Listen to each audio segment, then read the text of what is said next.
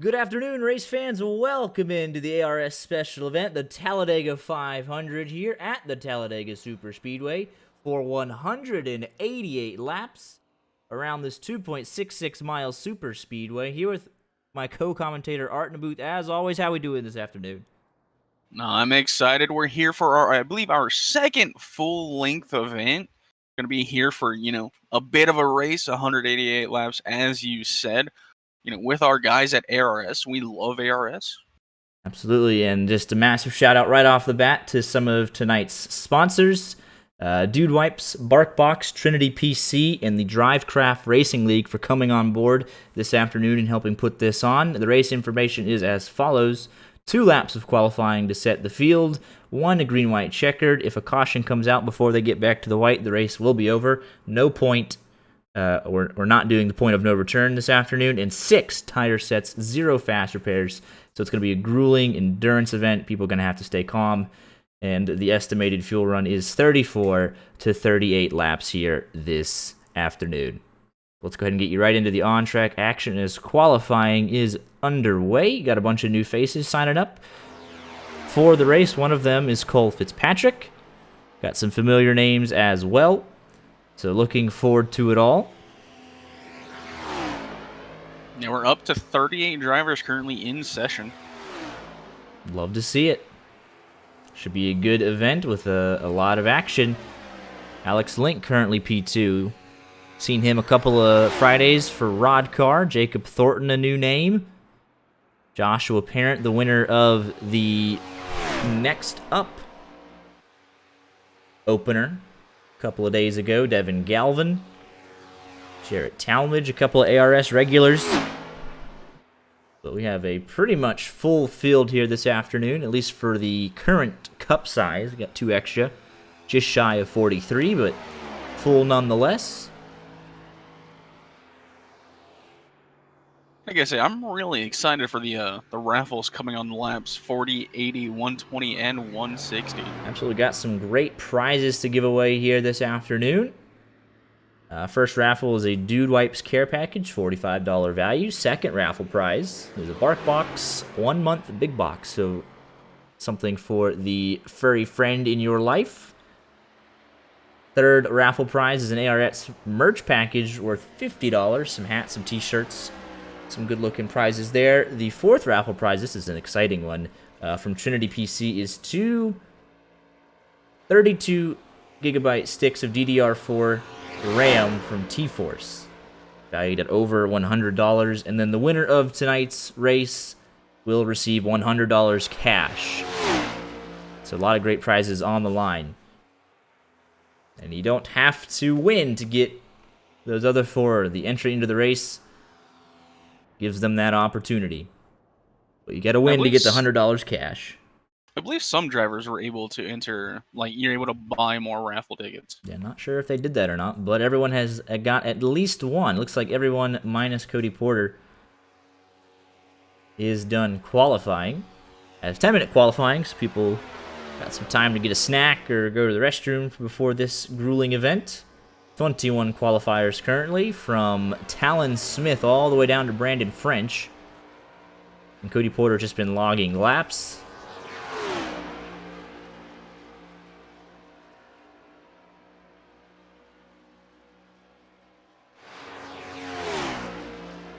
with just over 2 minutes. So anyone else in the back that wants to start, they do have time to get a lap if they want to do so. It is refurbished RAM, you are correct, but I don't really see how you can screw up RAM that bad. 64 gigabytes, I would not complain. Schwartz and Tyler Brewer, looks like they were on pit road for a second, thought against it. Gonna start at the back here, pretty much an even split. I would like to add to the refurbished. I have confirmed with Trinity PC that it is basically brand new. It was bought a month ago and was being used in like a personal PC. So while it is refurbished, it's about a month away from being new. And Cody Porter goes P6 there. Not sure how he was able to get so many laps in.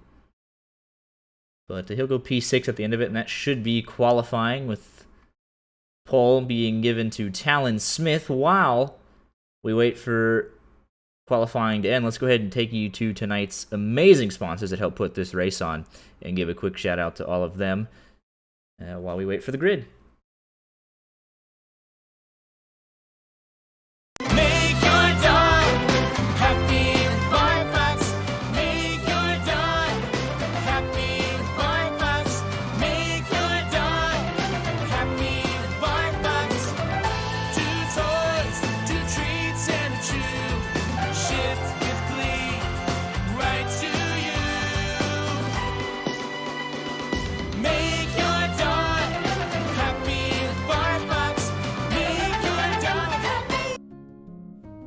Toilet paper. Once, we thought we were doomed to rub dry, scratchy paper against our most delicate parts. We accepted that chafing, streaks, and stank was just a part of life. But now, we know there's a better way. We quit toilet paper with Dude Wipes. And now, you can too. Individual packs you can take on the go. Crib packs to stand guard over your toilet, classic clean and mint chill flavors, and a whole family of products to keep you fresh and ready to impress. Toilet paper is for the bears. It's time to experience what it means to be dude clean. I quit toilet paper. I quit toilet paper. I quit toilet paper. And so can you, with Dude Wipes. Dude, now that's fresh.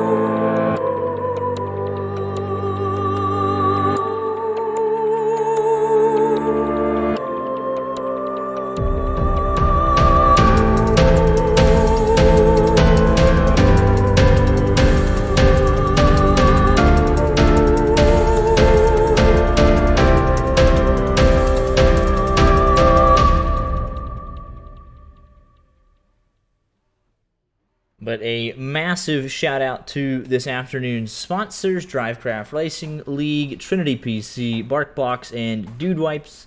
And for the ARS admin team putting this race on and allowing us to come out here and have some fun on a Saturday afternoon. McElroy's probably giving a speech to the drivers. I was gonna see if we wanted to get a word from him. Yeah, we'll let him do the pre-race activities. He's serving his race control and driving, trying to win some of his own money back. We will see. Got some new faces, familiar faces, and I'm looking forward to it. No, we do have McElroy. Got any words for us pre-race? Yeah, man. I heard you guys shout out the sponsors and everything, but big shout out to Dude Wipes, BarkBox, Drivecraft Racing League, and Trinity PC, as well as the ARS merch store for sponsoring this race. Looking forward to it. Just finished up the pre-race speech when I heard you guys on the broadcast, seeing if you wanted to pull me in here.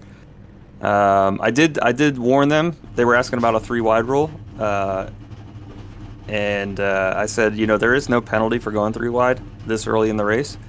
But the only punishment you'll probably get is the broadcasters are just going to completely destroy you for going 3 wide on lap 2 of a 188 lap race. So you guys have plenty of fun up here in the booth. Yeah, it's going to be a good one. 188 laps. Sure, there's going to be a lot to talk about at the end of this thing. Good luck out there. Yeah, thanks, man. See you guys. So just want to check something. Just double checking something. Got a notification. Oh no. I'm just double checking everything. And we are good though. But on the front row, it's Talon Smith in the 51. So already, right off the bat, we do not have the correct number loaded in. So -1 for our pole sitter, unfortunately. Most everybody else seems to have the right paint scheme, but we will see. Got some new schemes we're going to have to keep track of, but some familiar ones as well. 37 drivers here this afternoon, all the way back to Randy Arms. And you're going to see a mix of strategies and comers and goers, and it's going to be a good one. I mean, how do you pick a winner? And what is with this inside line? Yeah, about 5 rows on back. So we got some checking up from Joshua Parent, but he's getting back up. So yeah, but we're going to pick a winner somehow, some way for 188 laps. Give me at the end of it. Give me Joshua McQuiggan in P5. Give me Alex Link, P2. A long race, everyone's going to have to keep their heads. Pace car makes the gradual left-hand turn down pit road, field in tow with Talon Smith and Alex Link as they come down to address the Geico restart zone and the starters stand. And we are underway. The Talladega 500, pretty even start. Don't see anyone dropping out of line just yet. So we make it at least to turn number 1. Good to see. Take a lap to get up to speed, and then you got 187 more. Inside line, a little better start, though. Drew Drouin already hooked up with the... Oh, we're already 3 wide, too. The 21 machine of Sean Peachin getting out of the way. Got cars swerving a little bit further back, trying to pick their preferred line, but nothing too aggressive. It's a designated move there by that 21, and he wants to go to the back, down 12 spots, but that is a strategy call that we're going to see some guys employ here this afternoon. I am entirely shocked by this outcome. Cody Porter and Alex Link, 1 and 2. The Express Esports guys working well together. Third place, Talon Smith trying to fight back, gets a little squirrely, but it'll be Alex Link leading lap number 1. And actually, correction, Alex Link is part of Legacy now. I forgot about that, but they do work well together. They'll be unofficial teammates the entire afternoon, I would imagine. Great looking paint schemes for both. The biggest mover on lap number 1 was Cody Porter, going 5th to 2nd, but a lot of people falling in line on that inside line. There's Justin Byers, one of them. Guys trying to find their place in line.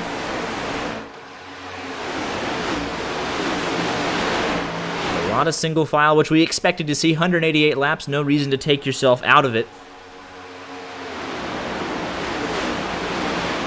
before you even have a chance at the first raffle. Most of the 2 wide is here at the back, just drivers not really even challenging. They're just, just hanging up there. One of them's Andrew Tenold. He's just hanging out, trying to find a space in line. Absolutely, it's going to be the choo-choo train around the bottom. No real pressure from that outside line, not even trying to side draft. Brandon French, though, did get a little bit of a shot there. I believe that was from the 07 of Jackson Van Pelt. He got a little squirrely, but nothing to worry about.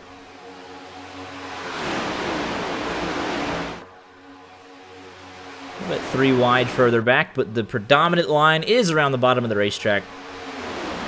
We saw this a couple of months ago when we did the LSRL Daytona 500, a lot of single file, and guys just trying to log laps and be there at the end.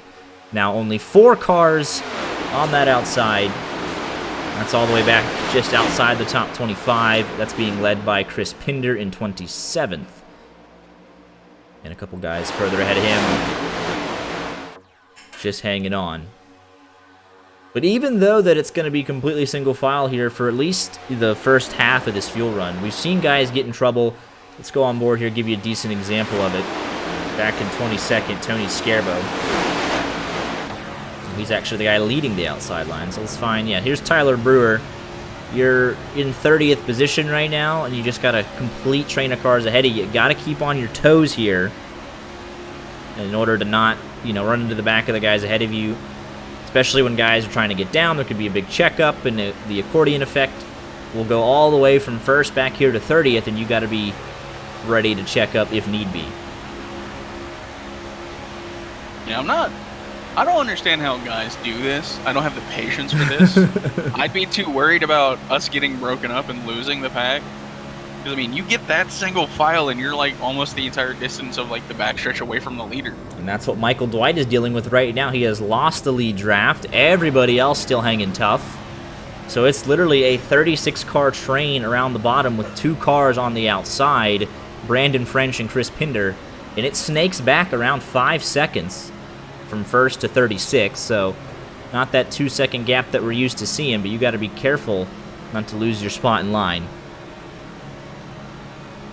So if you're back here and you're Daniel Pendergrass, no reason to run anything less than full throttle.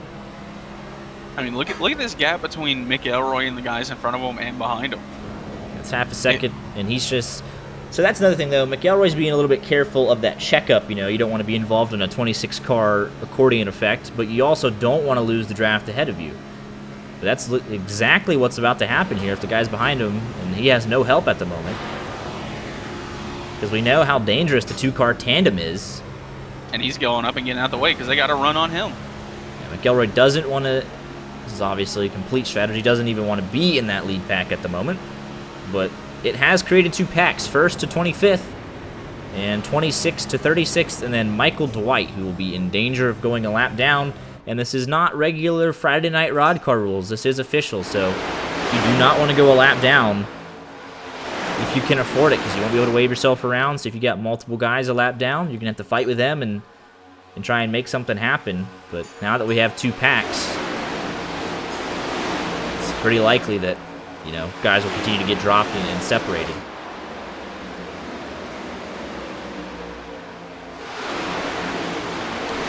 We have some action, though. Guys starting to move up here. 95 of Devin Galvin going with his teammate Andrew Tenold.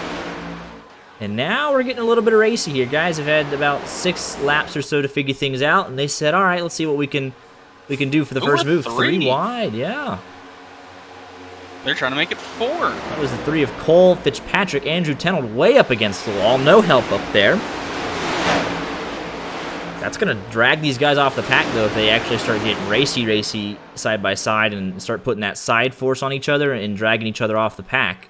It's got to be a little bit more organized than this. I mean, yeah, look at there's a 3-car like group there split off the actual front pack, and then a decent, you know, drop off there to Joe Swanson. He's half a second back. He should be fine. It's not as drastic as what that second pack created for themselves, but they are getting a little bit racy. 2x2. But Joe Swanson 2x2, working. you fall off half a second off. Yeah. But they got teammates now leading this second group, and Cole Fitzpatrick gets a nice run, and he'll slot in as well.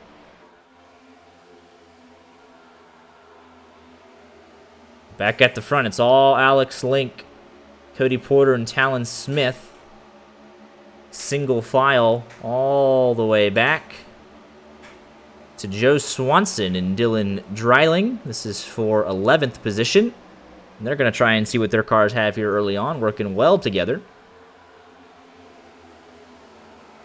I find it early on in the race, especially when guys are kind of just riding around, you should find it pretty easy to make moves if you actually hook up and go dedicated 2-car tandem versus guys that are just kind of, you know... Like Joe Swanson's doing right now? Absolutely laying a car length off. Joshua McQuiggan going to make a move, and here we go. This could be the first challenge for the race lead this afternoon. Outside of the 3rd car of Talon Smith. And now they're going to try and break up the strong duo of Cody Porter and Alex Link. Oh, McQuiggan just drops in line. Gets back down in line. So now it'll be Joe Swanson again with help from his teammates. But that outside line is getting formed up in the form of Justin Byers, Joshua Parent,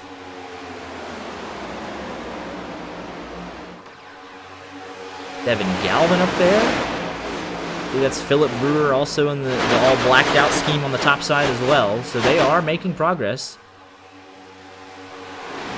But it's nothing out of this world crazy either. Look at this, though. Got a couple more cars in danger losing this pack. Ben Pierce, Andrew Tenold, Sean Peachin, Jackson Clark. So all that racing shuffled those guys to the back of the lead pack, and it looks like they are going to lose it. We're about to be 3 wide. I think Joe Swanson just went up and hit the wall on the entrance of 1 and 2. They are 3 wide. It's him and his teammate.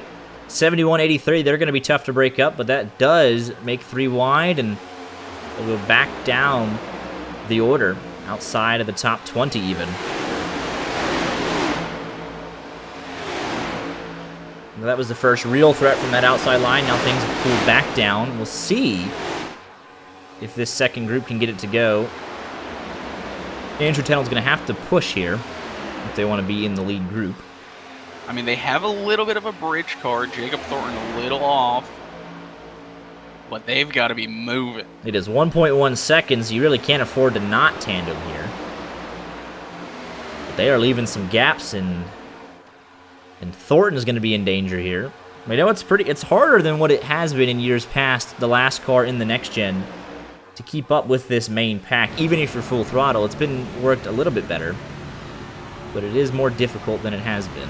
So got to be on your A game last car in the pack, especially when they check up like they just did. And they're pulling away, so yeah, Tenold's going to have to be a little bit more aggressive on those pushes and try and, and get him up there. But you don't want to push so hard that you blow the engine, you're out of the race. So you got to think long term here. You think, all right, there's a very good chance we get a caution. We lost the draft. It is what it is. We'll settle in. We'll get morphed up by the guys behind us. But that does mean it's now 21 cars in the main pack. It was 25, and it continues to fade. Ooh, it looks like Drew Jawal is going to go try and lead the outside line. Back up here. Potentially be a challenge, yeah. He's got the 81 of Justin Byers all over him, so they're trying to work well together. And Joshua Parent's been up in the mix. Still only 5 cars. Inside line, a little shaky there. Cole Fitzpatrick. I think there was Mitchell contact. Bagley. Yeah, look, a little squirrely there. Now 3 wide. Parent hops out of that second line. Yeah, these drivers finding that this like going up and actually making moves with that outside line not as easy as it looks like. They're just not committing to it. They're kind of doing it, half-hearted. They'll go up there for a couple laps, 4 or 5 cars. We'll get one of them clear, and some guys will drop out. But some interesting moves there at the front. Looks like the 04 is getting some air on the nose. Quicken thought about going up with them. But yeah, the guys on the inside, a lot of them are sticking to this plan of just kind of running single file. And you got 3 or 4 guys going to the outside. You're kind of like, all right, can we just, can we at least get to the first green flag pit stop? And then we can race it out. At least that would be my mindset. I'm all about, making it to the end. Race really doesn't start till about lap 150 or 60, so it's kind of like, all right, why are we 3 wide? Why do we have someone up against the wall? There's no need to go 3 wide right now. But then there's also just pure entertainment. Of course, there's always the entertainment factor. My goldfish brain can't stand being in line for more than like a couple laps. And there's Jacob Thornton. We said last car in line, and sure enough, he lost the pack. He'll be scooped up by these 4. Who's going to get scooped up by a lot more cars, so now 20 cars in the main pack. But yeah, no one really decides. Like, it's half-hearted. You got Drew just kind of like lazily drifting up, and then he's like, all right, he's not going to work with me, so I'll get back in line. Not really a whole lot of communication. Then the 81 ends up getting split. Drew back up. So there really is no organization in that outside line at the moment. They're 3 wide right now. And see, that's like, why are you 3 wide right now? Because the 81 put himself in that position to get split. and he didn't need to. We might be seeing another pack. Yeah, it looks I mean, like they're someone still was. close, but they're 2x2 there. Yeah, it's so spread out. That's the thing too. When you're just kind of you're wasting the energy. You're kind of just swerving at that point.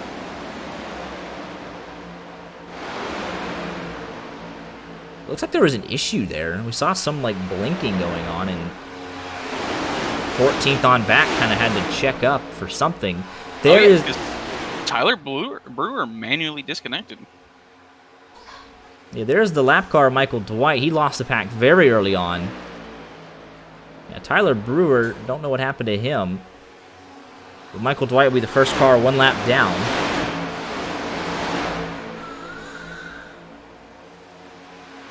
He's going to make things interesting because we do have him 2 wide. Doesn't look like he's going.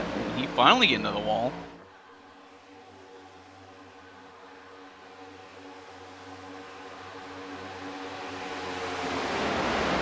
Yeah, very respectful of the 6th machine. He'll try and get back in line, though. If he can just stay with the lead draft now, he'll be okay. First car 1 lap down. Unsure of what happened to Tyler Brewer.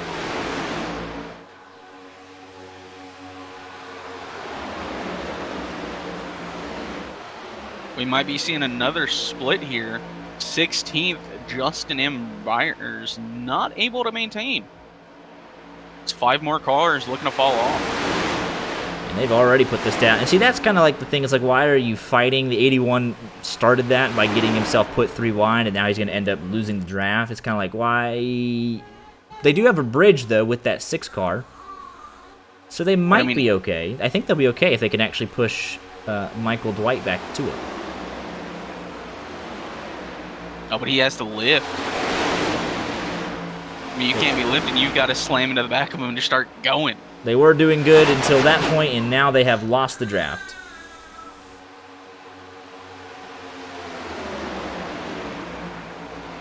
If Dreiling falls off the lead pack, I'm going to be disappointed. He runs these cars. He runs super speedways. He should know better. Yeah, pretty much a weekly occurrence in Friday Night Rod Kart. He's got his teammate directly in front of him, so I think he'll be okay. Oh, we actually have a challenge for the lead. Yeah, Drew Joie. They finally decided we're going to make this outside line work. Only 5 cars on the bottom. The rest went up top. But look at the shove Cody Porter's giving to Alex Link, though. That's going to be a tough combination to break up. They work so well together. And when actually faced with a real challenge... Oh, we got a wreck on track. Multiple cars involved. Looks like 4. Justin M. Byers, Joshua Parent, Devin Galvin, it looks like. What in the world happened here? Let's take a look.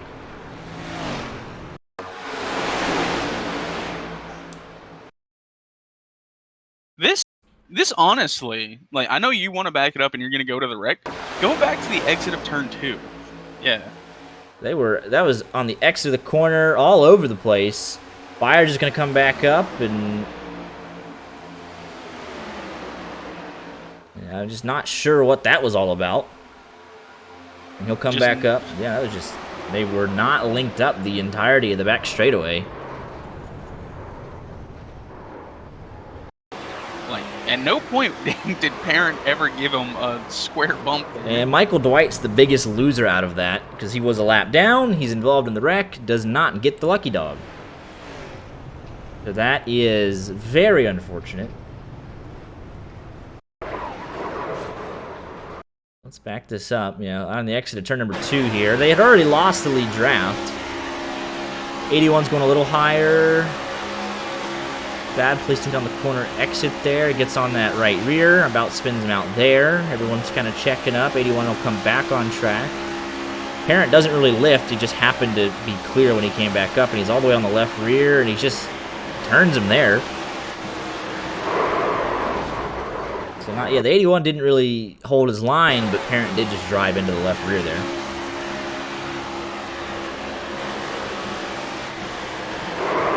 Take out a handful of cars there. 4-car incident. Second group does a decent job checking up for it. Caution. Automatic iRacing cautions.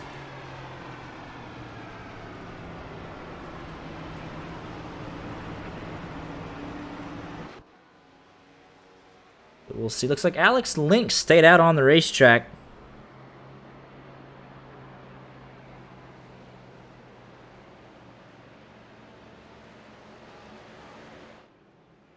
So not sure what that was about. Everybody else came down. Justin M. Byers finally gets it to pit road, so looks like there's more damage than I thought. Oh, and that's probably his day done, unfortunately. Look at the steering on that.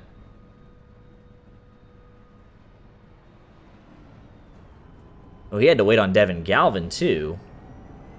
So steering is about 60 degrees? That's almost a 90 degrees to the right. Hey, that's only 16 55. minutes required. Yeah, so that's unfortunate. Michael McElroy just kind of hanging out. Looks like Dwight steering pretty bad here as well. So we could have a couple cars already dropped. Parent steering looks good. We'll see. McElroy is now out of the pits. It's a long race. We will just have to see who can make it out. But yeah, Michael Dwight's been on pit road for 3 minutes already. I don't think Galvin will be... Justin only has 27 seconds. That's interesting. The steering indicated that it was way worse than that. They will have to get going soon, so they do not go a lap down. Jonathan Short's going to come in and top off. Devin Galvin does leave, as does Justin Byers. And Michael Dwight, I think, got the worst of that with the front end damage, so he's just going to bite the bullet. He'll go 2 laps down, but he'll be the only one laps down. A couple guys coming in to top off as well. William Boley, William Bowman, Kevin Boley, Zach Scare, Daniel Pendergrass, Michael McElroy. So guys at the back just trying to go as far as they can on fuel. 5 minutes of optionals. Yeah, he'll have to work on that through the course of the afternoon. Luckily, it's Talladega. He should have time to do so if we get more wrecks. He should get roughly 40 seconds fixed. But yeah, that steering is going to have to be fixed. He'll probably be hanging out at the back of the pack. The steering angle is a little bit better than what it was when we watched him come into the pits, but he is going to hope for some more quick cautions, and he could very well be the next caution. I know it's pretty loose when driving something with the steering that broke. We'll see if he's able to hang on to it and get to the next caution period.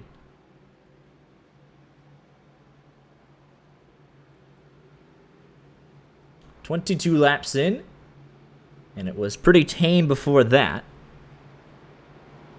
And even then, it was still pretty tame. That was just a 4-car pack that caused that. Yeah. Or 5-car.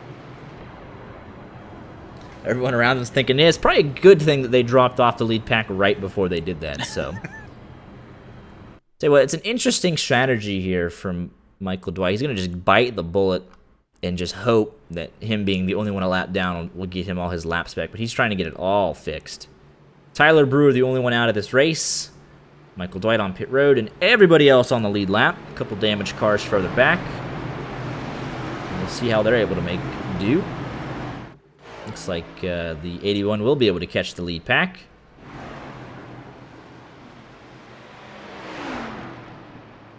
And we'll be all good again. Alex Link, it says he didn't pit, but I find that hard to believe. We'll see, though. He pitted because... Well, he had to. It wouldn't have made any sense not to. Yeah.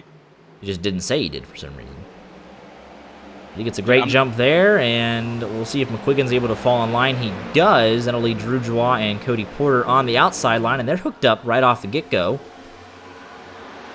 So we might see Drew Joie lead for the first time this afternoon. Cody Porter's usually a pretty good pusher to have behind you. And we'll see him very curious about the 81's progress. Looks like he's just going to stay out of the way and hope for another quick yellow. He'll drop in behind Pendergrass.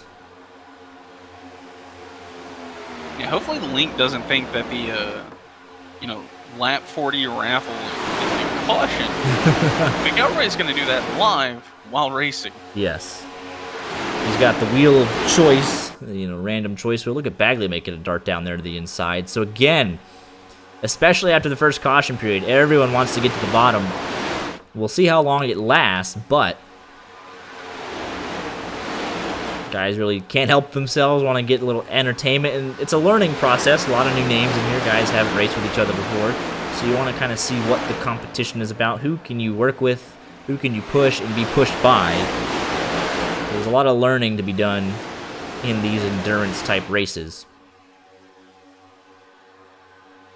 Andrew Tennell is leading the outside line. This is just outside the top 10.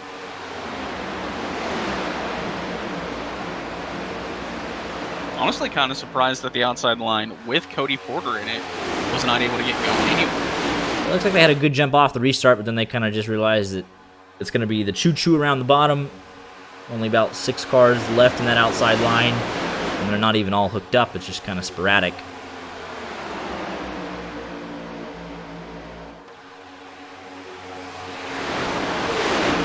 It's just random, like we saw in the first run, just guys just jumping out just for a quick second, seeing what's up.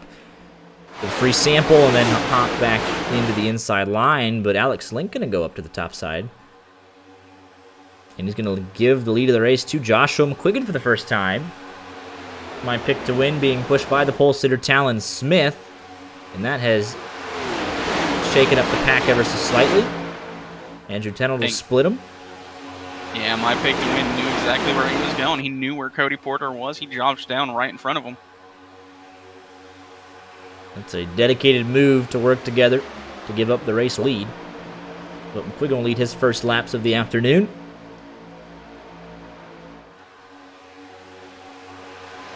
And already, just like the last time,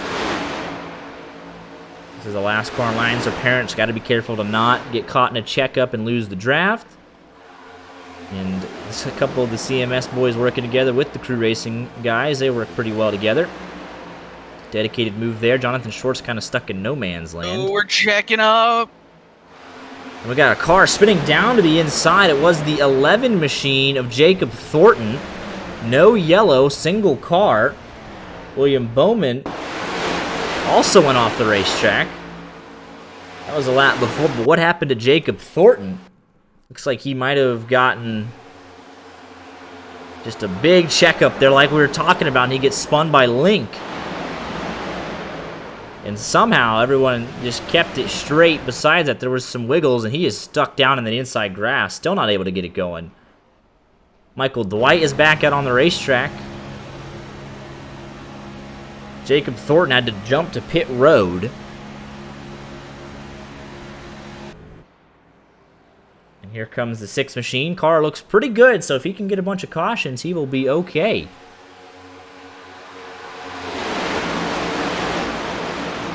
There was a mix-up at the front, right at the front of that lead group, inside the top 5, and that checked everybody up. Jonathan Dolly wants to lead. I thought he wasn't going to be able to be here, but he was. Never mind. The 74 machine. These do not look like square hits right now. We saw Drew trying to block. Outside line got a little wiggly. Cole Fitzpatrick almost down into McQuiggan. Randy Arms decides he wants to get in the mix. He's your biggest mover currently. Yeah, but he's now up against the wall, 3 wide with them.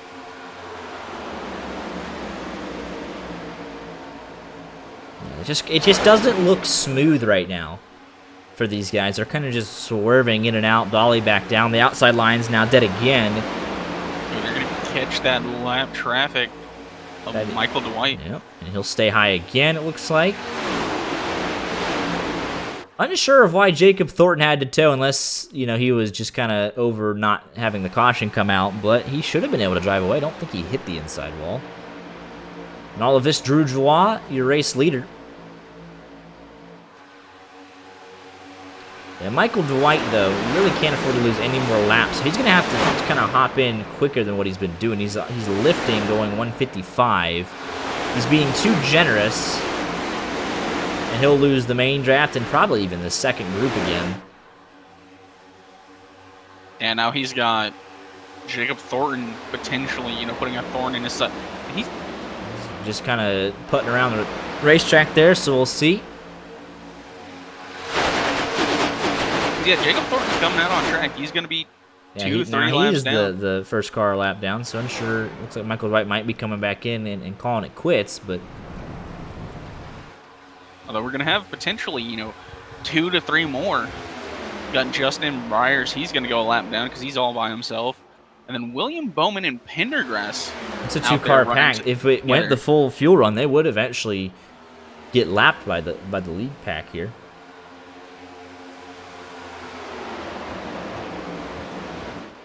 Looks like Dwight is coming back in, so something must have not felt right on the car, but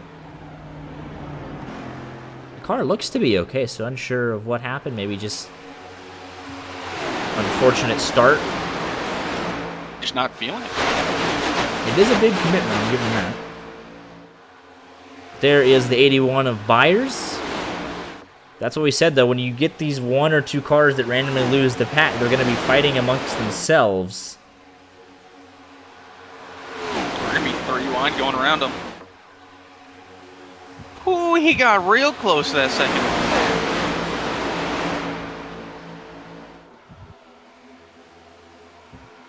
Look at this, Joe Swanson now leading the outside line with help from his teammate Dylan Dreiling, and he'll lead down the back straightaway. DS Motorsports guys working very well together. Dylan Dreiling, they both get clear and hop down to the inside line. Jonathan Dolly and Mitchell Bagley lead the outside line, kind of snaking there, a little bit of a side draft attempt. Drew Joie will jump up to lead the outside line, no help coming for Dylan Dreiling just yet. They're all separated. Swanson will lead the outside line. Drew Joie will go higher. And at the line, it would be Drew's win.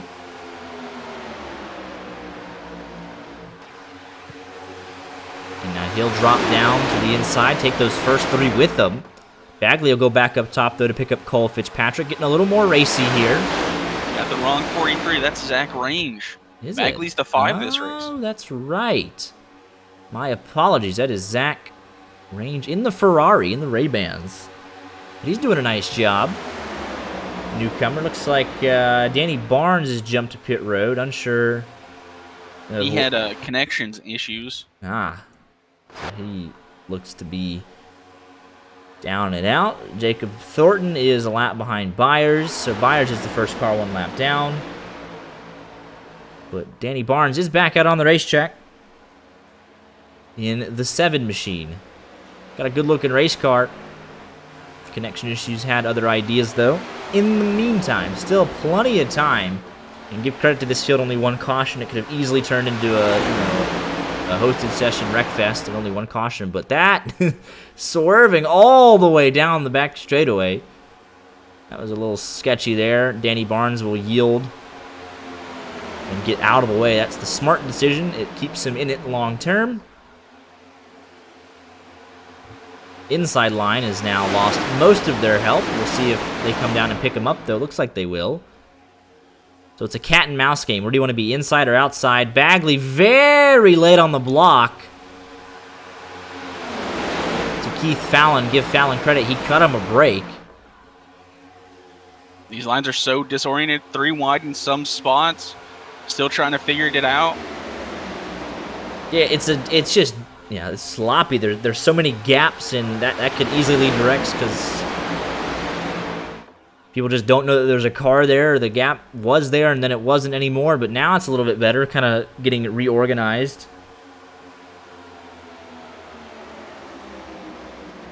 221 what? 232 viewers. Wait, what? Yeah. Huh. How did that happen? That is a very good question. Welcome in, everybody. I didn't see you didn't get rated or nothing. Okay, I don't know. That is interesting, but yeah, welcome into the Talladega 500. We weren't notified of a raid. We were not. We did not see nothing. Oh, we're going to have trouble right at the front of the pack. Mitchell Bagley down into Cole Fitzpatrick. No caution? Somehow they keep it straight. And the top 2 break away for now. Got to get reorganized further back.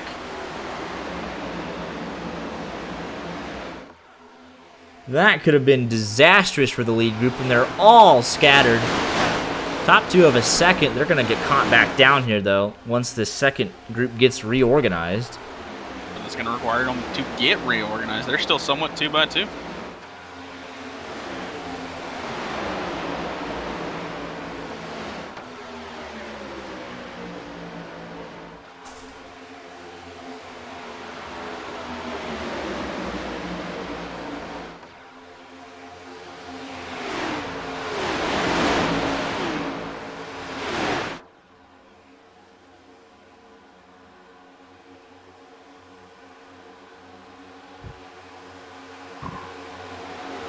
Either way, it'll be Keith Fallon leading the charge with Jonathan Dolly in support. McQuiggan up top with Talon Smith, your pole sitter. What does the 09 machine do once he gets there?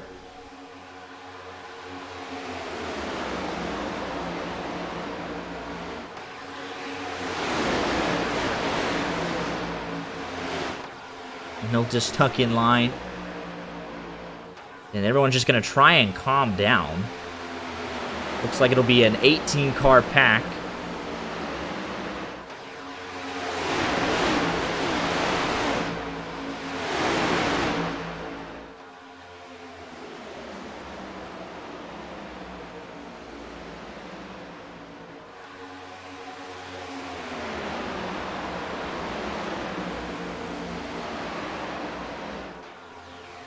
It will be Drew Jawah pacing the field in what is now considerably calmer.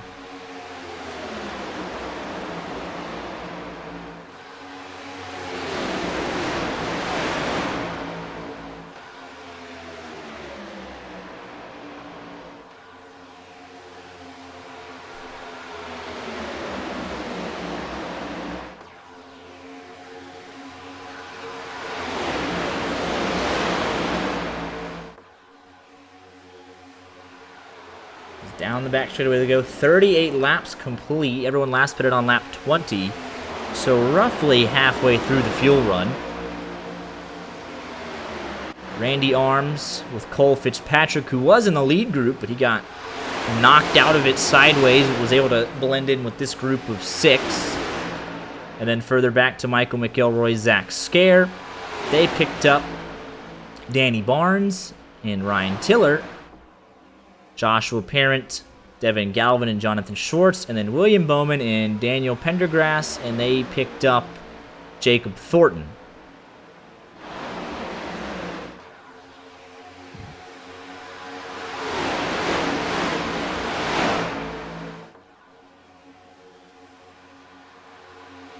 We're almost a lap 40, going to be our first raffle.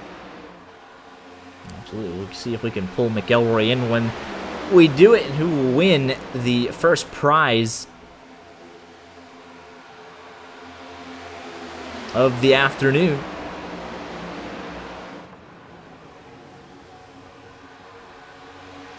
And just a reminder, raffles at 40, 80, 120, and 160. First raffle will be for a Dude Wipes care package here on lap number 40. Gonna let McElroy get to actual lap 40. Get to his lap 40. He's doing his own thing in 25th. And McElroy, you got a little party of 4 there. What up, man? It is lap 40, isn't it? It is. It is lap 40. All right. You guys ready for the name? Yeah, give us First the name in name. All right. The wheel is spinning. Hold on. The all-important wheel. Who is going to be extra clean and tidy? All right. Raffle 1 winner is Brandon French. Brandon French, sitting in the 22nd position in the 2 car. And he has just won himself a Dude Wipes care package. So congratulations to the 2 machine. You enjoy your race, McElroy. Thanks, man. And Alex Link does come into pit, so I told you he didn't pit with the rest of the field for some reason. Don't know why he would do that. I think he might have thought it was going to be stages. You know, As that in- is tragic. Oh, they are. I'll be right back.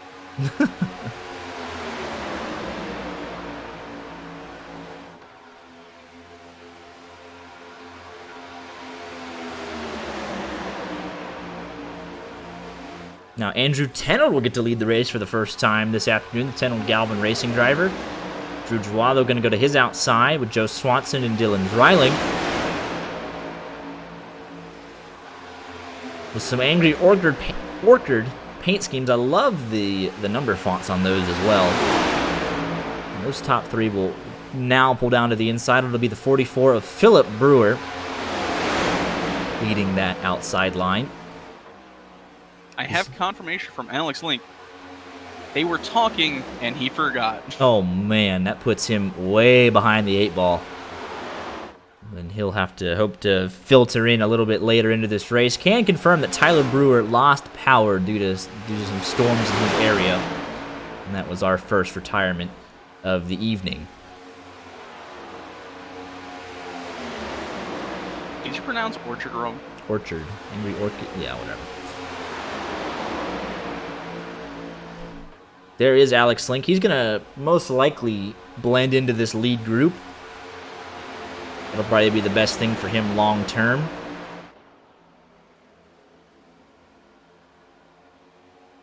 We'll see if he elects to get out of the way or if he's just going to make him go around, and then he'll pick him up once they drop down in turn number 3, and he'll do the latter.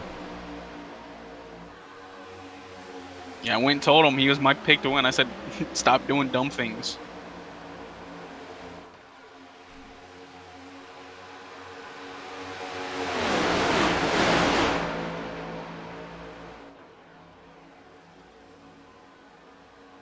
Only 13 cars in this lead group.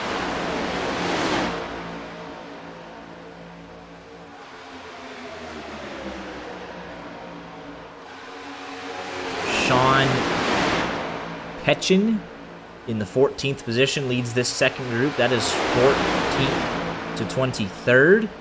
And then Zach Scare, Ryan Tiller, and Michael McElroy, 24th to 26th. Joshua Parent, Devin Galvin in shorts. William Bowman, Daniel Pendergrass. Alex Link is with the main pack. Danny Barnes, Jacob Thornton, Justin M. Byers have all filtered into this race. Michael Dwight out of the race, and Tyler Brewer also out of the race. 27th to 31st. They need to try and get connected so that they have just a little more than 3 cars each. That'd be a decent idea. I think they are catching them, though. 1.5 seconds. So this second group is catching shorts. That's probably the best thing for them. You want an interview, McElroy? Yeah. How's it going? Hey, good, man. You do something while we have all these viewers here for a little bit. I'm pretty sure that we're getting view-botted, unfortunately. Because when I click on the community tab and refresh it, it only shows the 40 people that were actually here. So these people aren't real. I'm pretty sure they're not real because it's not showing us in chat having a bunch of people. When I click on our little community tab, I see our moderators and I see our viewers, and it's actually 40 people, real viewers. So hate to see it. Hate to see it. Hope we don't get banned, but it's not something we did. I was gonna do a cool little interview and shout out and stuff like that. I mean, you can still do that. So yeah, I'll do that real quick. So for those of you guys who don't know about Affinity Racing Series, we are a charity racing series. This season we're raising money for Innocent Lives Foundation, really cool charity. You can go check them out at innocentlivesfoundation.org. As well as I wanted to give YJ Media a big shout out. They're doing our fundraiser race completely free and donations only. So I don't know if you guys have a link or something that you wanted to share, but I mean, if everybody in this Twitch right now gave $1, that'd be $246 if they're real people. So that's why I wanted to come in here and give that a shout out real quick. Yeah, we appreciate the kind words. We love broadcasting the incredible league that you guys have put on, and it's only going to get better and better. And looking forward to Monday nights as well. Yeah, man. Appreciate you guys. Absolutely. You should definitely post the PayPal link in there. Just in case. Just in case. All right. We'll find that somewhere. But yeah, we are donations only for this. We didn't want to take away from the entry fees. So more money back into the league is a good thing long term. So we'll go ahead and, if anyone is interested,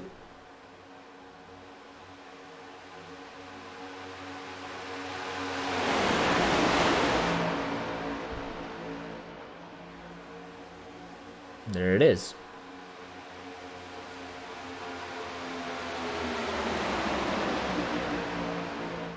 "48 laps into this thing, 140 to go next time by."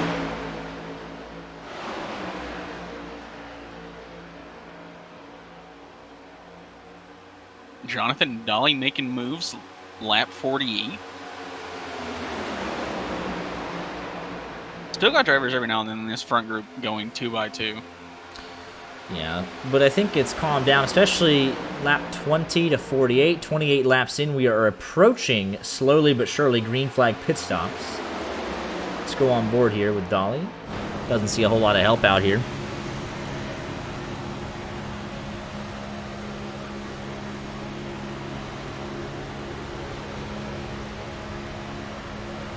But it's still 13 cars. Jackson Van Pelt the last of them. And then Jackson Clark leading the second group. Looks like Cole Fitzpatrick and Kevin Boley have lost the second pack. They'll be picked up by this third group. But that's what you see if you're Jackson Clark. 6.5 seconds to the lead pack.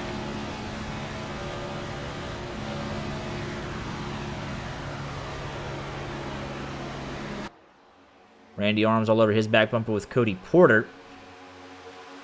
Some heavy hitters out of the ordinary running positions. We know Randy's pretty quick and handy at the Super Speedway plate tracks, as is Cody Porter. Drew Joie, not uncommon to see him up here. Although he doesn't have as much, Does not teamwork as have he'd his like. OCM teammates with him this afternoon, so that'll be a little bit more difficult when it gets down into the pay window. Yeah, T-Glass, he signed up, but not showing up. Did not make it. It is a big commitment, I do understand that, though. We had a couple people register late that did not make it.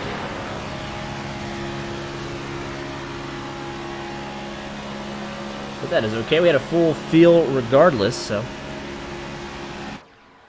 And it played out exactly how I thought it would, whether we had 20 or 40 or however many. I think it was 37 was the official starting amount. But everyone breaking off into their own little packs, and look at this. Finally, everybody's single file. And it's a beautiful thing. Everybody is hugging the yellow line. And they are just trying to get to green flag pit stops.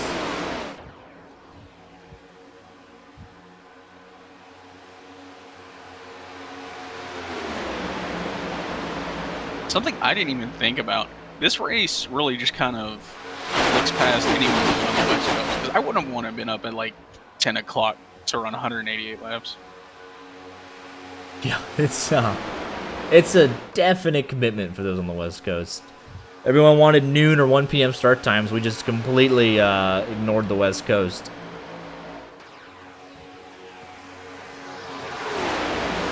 They deserve it.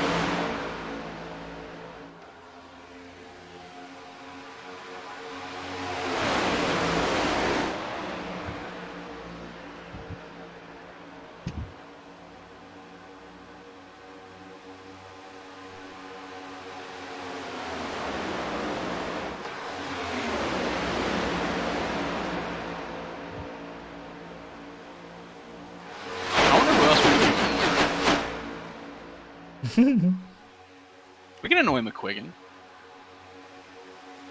Him and his teammate are running 4th and 5th. What do you think? Nah, we'll just let it be. Green flag pit stops.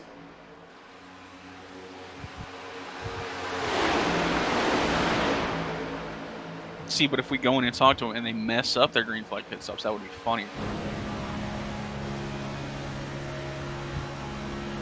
Yeah, we completely missed our pit box here, but at least we got some airtime on our interview, so.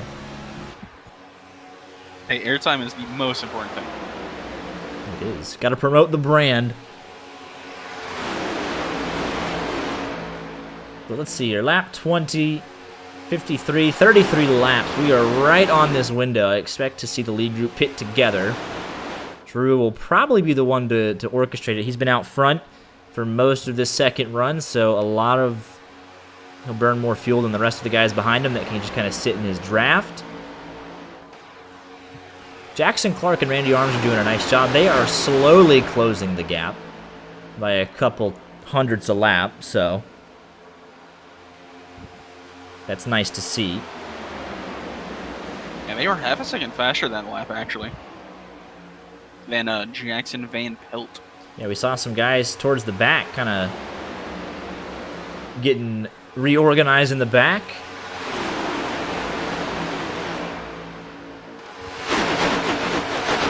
Last lap for Jackson Van Pelt, a 50.2. Last lap for Jackson Clark, 49.78. Gonna crank it up, Redemption. Absolutely. First time this afternoon, we're gonna crank it up here as we work lap number 55.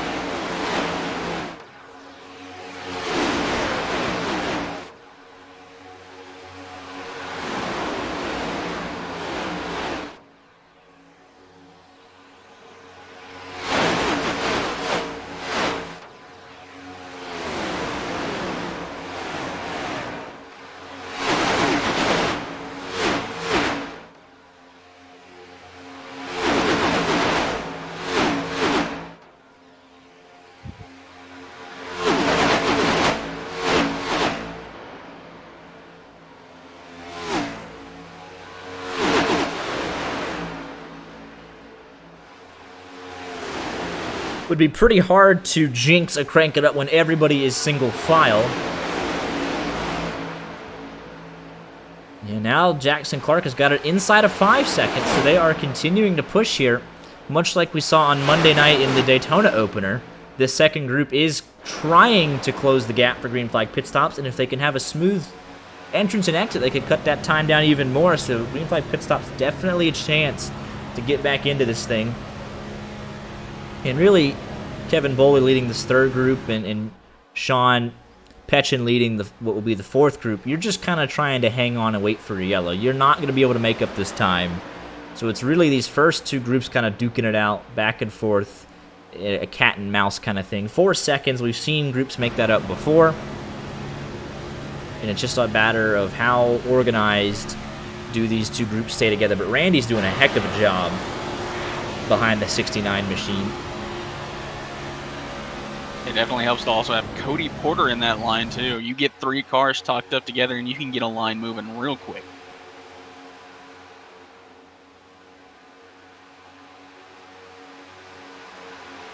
It's a very interesting paint scheme on the 69 machine. The honeycomb style, looking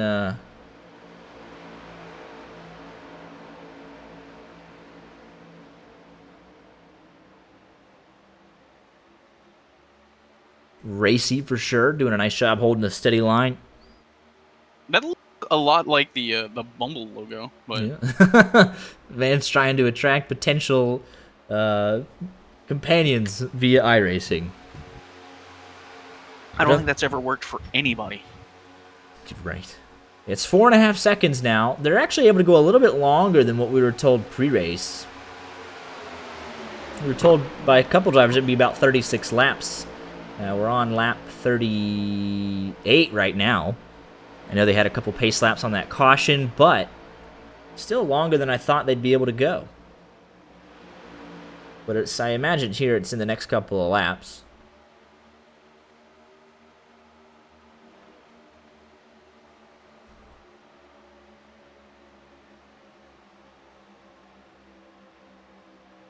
Ooh, this second back's actually broken up. I wonder if Randy was just trying to cool the engines, but definitely going to slow him down a little bit there.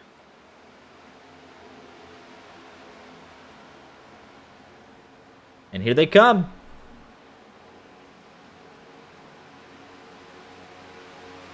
Joshua McQuiggan and Talon Smith, top 4 stay out. So that is interesting. Joshua Parent is in, and yeah, all these little packs are going to pit. It's going to be chaos here on pit road. Cody Porter's staying out. Yeah, that's all by himself. He's got Chris Pinder, so different strategies here. Maybe just trying to avoid the chaos. First green flag pit stop of the afternoon. So guys, maybe just trying to avoid any collisions. Oh, and just like that on the exit, Devin Galvin and Joshua Parent make contact. Drew Joie wins the race off pit road handily.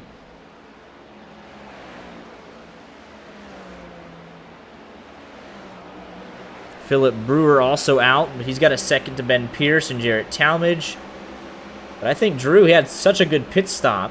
He's too far out in front. He's 2 seconds, so he's going to lose the lead here.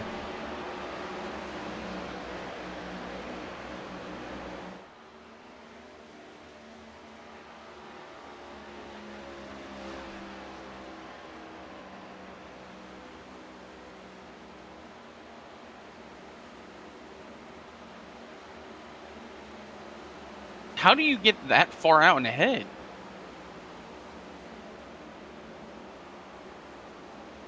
Did some people take tires? I believe they did. I'm trying to take a look here. Drew was on pit road for 15. So, yeah, they all took 4 tires. It was a 4-tire stop for everybody. Did Drew take 4 tires?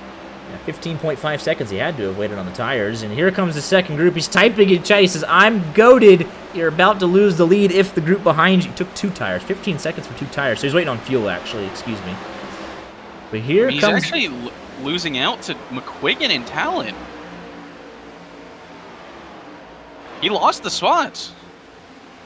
And here comes this second group. Drew's not going to block the speed difference. He can't. Yeah, so actually McQuiggan, Talon Smith, and Andrew Tennell, they came in a lap after these guys, and they cycle out ahead of everybody.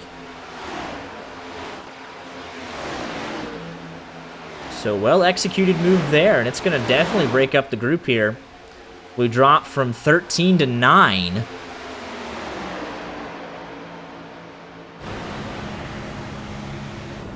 Drew says he took 2. Cost him. There's Daniel Pendergrass going a lap down. Some more guys falling by the wayside. McQuiggan is pushing that 21 of Sean Petchin, and he is the last car on the lead lap, and he's going to shove him off his front bumper. Probably not the best idea. That might have been Their like what he ticket needed to try and yeah. separate. Yeah. Like, because they're still shuffling so far back here trying to actually get back up to him. But they're going to catch more traffic ahead of them. Let's go on board here with McQuiggan as it's all kind of coming into play. That's the 81 of Byers going another lap down. And they're going to catch another group, but I think they're going to get caught before then. Here's Drew Joie. He's now organized and in the draft of the lead 2. They're going to catch another pack of 4, and it's all gotten topsy-turvy. After the first round of green flag pit stops, we knew it would. Here comes the move. If Drew wants it, what is he going to do with it? Going to take Joe Swanson right around the outside. About 7 miles an hour quicker, but not able to clear. Now he's able to clear. I think McQuiggan cut him a break, but Joe Swanson is not clear, but now he is. The outside line formed up well around him. And now they'll be leading the race. Jonathan Dolly in danger of losing the pack. 0.8 of a second off. Let's go on board. Yeah, I think he's done. Over a second back now. So make it an 8 car. I mean, obviously there's more than 8 cars, but it's 8 lead lap cars right now that have separated themselves from the rest of the field after the first round of green flag pit stops. We saw it last night in Rod Car. Being able to separate yourselves on the green flag pit stops is an underappreciated skill at the super speedways. You can get on and off, work with your group well, and you will take the lead of the race as more cars are going a lap down, and this is you're gonna have to make a decision on how hard they want to fight this. I mean, it's funny you saying, you know, getting on and off pit road can get you the lead of the race. Drew came out by himself. He should have lost the lead, but he was able to get connected with some other people and get back up there.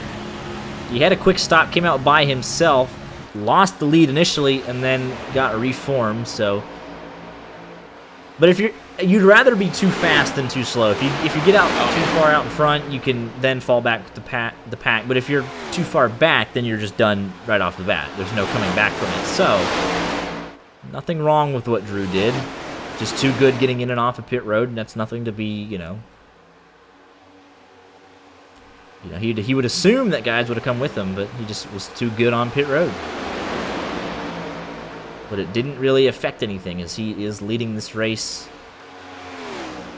Jonathan Dawley did a smart thing. He tried to get back in here with some other cars, but I think he's going to end up losing out to them as well. I think they're waiting on him, maybe? He's going to pick up Dylan Dreiling. But he fell back to the next group on his relative as soon as he realized he was out of the lead draft. He might have fallen a little too hard. I mean, there was nothing else for him to go. He was 9th place, and he was out of the draft, so he just falls back and picks up any sort of pack that he can. You got to find somebody to pit with. Yeah, I feel bad for Alex Selink. He's down in 33rd, and he is 2 laps down, so he's going to have to try and maybe lead this pack and hope for a caution, but one of the heavy hitters facing some scrutiny early. I picked a win. Just made a mistake, mental error. Yeah, it's 8 lead lap cars. Drew Joie, Joe Swanson, Joshua McQuiggan, Talon Smith, Philip Brewer, Andrew Tenold, Ben Pierce, Jarrett Talmadge.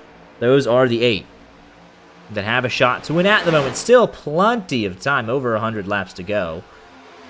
But if it continued to run like this, if they continued to have good green flag pit stops, they would settle it amongst themselves if no caution came out. Randy Arms, he fell back from the 2nd group to the 3rd group, and really the 2nd group is 3 cars. It's 9th, 10th, and 11th. And then here is the 3rd group, the 4th group, the 5th group of 1 lead lap car, 1 lap down car, Kevin Boley, 1 lap down car, 1 lead lap car. And then here's back in the guys that just went a lap down, so it's all mixed up. The running order is topsy-turvy. And a lot of guys are hoping for a caution.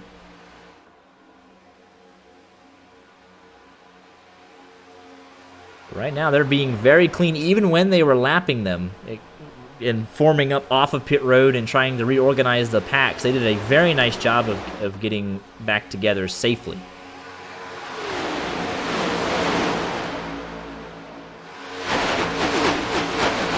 Drew's asking for a mid-race interview. All right, we'll go on board with him. We'll pull him up in here. I'll let you know when we're ready. Go ahead.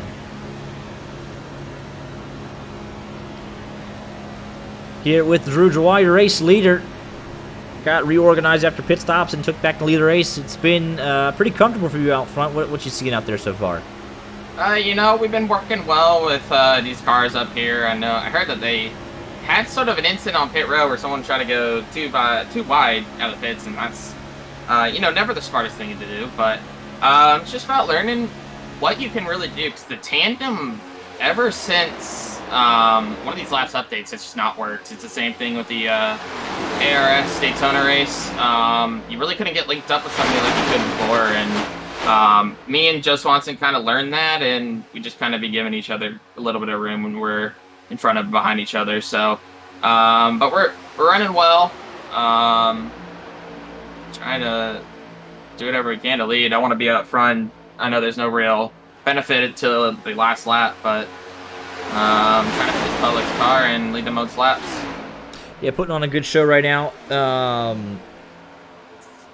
It's been similar to what Monday night was, where the green flag pit stops are going to be important, racing clean and getting on and off, and finding yourself with a group of people to pit with.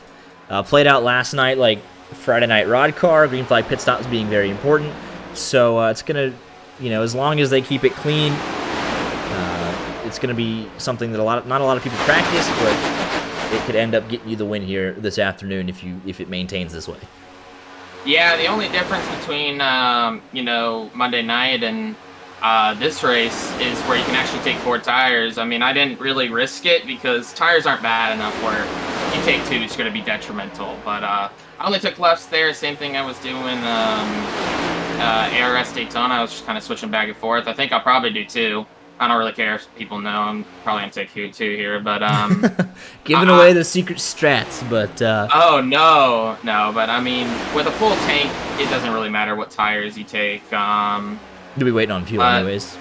Yeah, we're waiting on fuel, and I didn't really want to risk it, and I still don't understand how I came almost 2.5 seconds out ahead of second place in my pack, but you know, we're just vibing right now. I got a bunch of people that I can trust up in this front pack, so we'll kind of vibe until we start getting racy. I don't really know when that's going to be. We're kind of spread out as a whole, so we'll have some fun. We'll lead some more laps, and hopefully we don't go head on to the outside wall. That's just the only thing we're trying to avoid tonight. Yeah. Well, today. Yeah. It's not a night race. Yeah, everyone's keeping it clean and good to see. So good luck the rest of the way. Good luck here in the lap 80 raffle, and we'll talk to you a little bit later. Thank you. Hopefully number 1 or wherever I'm running then is the raffle number. Probably not but you know. We so be shall it. see. Yep. All right. Thank you. Yep. I don't think he raffles it based on car position. I believe it's an actual. It's literally ticket raffle. you paid your entry fee, your name's on the wheel. That's how we do it. Simple. It would be funny if it was based on position. It would. Just like, ooh, whoever's in 15th gets it. And Randy Arms just. I've seen stuff like that in public lobbies. It's like the winner of the race is the person that finishes 8th, so everyone's just trying to finish 8th on the last lap or something. That's some good fun right there, where you just have 18 guys, you know, stop on track to get 8th place. But that's not how we do it here. It's pure randomness of the wheel. And we'll get Michael McElroy up here in a couple laps for the Bark Box raffle.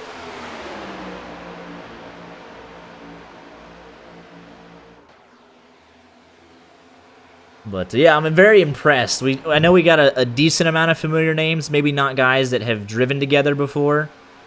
Because we've seen Cody Porter, but he hasn't raced with Brandon French or Randy Arms, and we see Joe Swanson a lot, but he hasn't raced with Drew. But everybody's being very respectful. It's a lot of single file. They just want to get there to the end to have a chance at the $100 cash prize.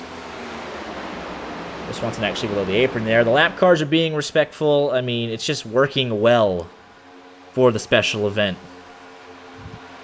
which is nice to see. We've had some great races this week, all at plate tracks, except for LSRL, and they're always a great track anywhere they go, and they put on a good show. But yeah, minimal cautions at Daytona last Monday for the season opener for ARS. I think we had 1 caution Tuesday for LSRL. That was a stage break. And then Friday night Rod Car in the 87s had a rough start, 3 cautions in 15 laps, and then we had 2 green flag pit stops. So it's been some very clean plate racing this weekend, which is very nice to see. I really kind of like Ron's idea there of just pull a random name and remove them on lap 80. Remove them from the race? Oh, yeah. What, you remove them from life? I mean, I think that's a little extreme. but yeah, that's what I'm trying to think what game had that mode. A couple of them did, or if you come in last place, they just get removed from the race or something. There's a couple of them that have had it. It's always good fun, too. We have lapped. This is big time trouble for a lot of guys. We have lapped up to the 23rd position. 23rd to 30th is 1 lap down. Link is, I think, 2 down as well. 2. Yep. Jacob Thornton should be 3 down. Danny Barnes is on pit road. Devin Galvin has been on pit road for 3 minutes. Justin M. Byers also been on pit road for an extended period of time. Their night is mostly over. And then Michael Dwight and Tyler Brewer out of the race. Tyler Brewer, internet issue. Michael Dwight left after being involved in our only caution of the afternoon. How we doing, Noel? Doing pretty good. Not even halfway through our ARS special event. It's been a good one so far. But I'm very impressed. That's what it starts with. NOL. No ID. No ID. Whatever. I put my own spin on it. I'm just making it up. From now on, you are called Noel. If you don't like it, I apologize. But I'm very impressed with how these lap cars are working with the lead group. We haven't really seen them try to be super aggressive and get their laps back. They're just kind of doing their own thing right now in the lead group, but they're not being a problem. Schwartz right now is content. That 21, just a couple cars ahead of him, is the lucky dog, but he's not up there trying to go 3 and 4 wide and get back in contention. He's just going to let it play out naturally. He's not forcing the issue. There's still so much time left in this race. You don't have to be super aggressive. But if you're 2 laps down, if you're Alex Link in this main group, I think you definitely want to try and get at least in front of the lead group should a caution come out. And then you are right back in the thick of it. You know, you're 1 and, 9/10 lap down, but at least you're 1 lap down, and then you can get caught back up with the rest of the guys that are 1 lap down. And he's pushing that 21 pretty hard right now. We'll see if he can handle it.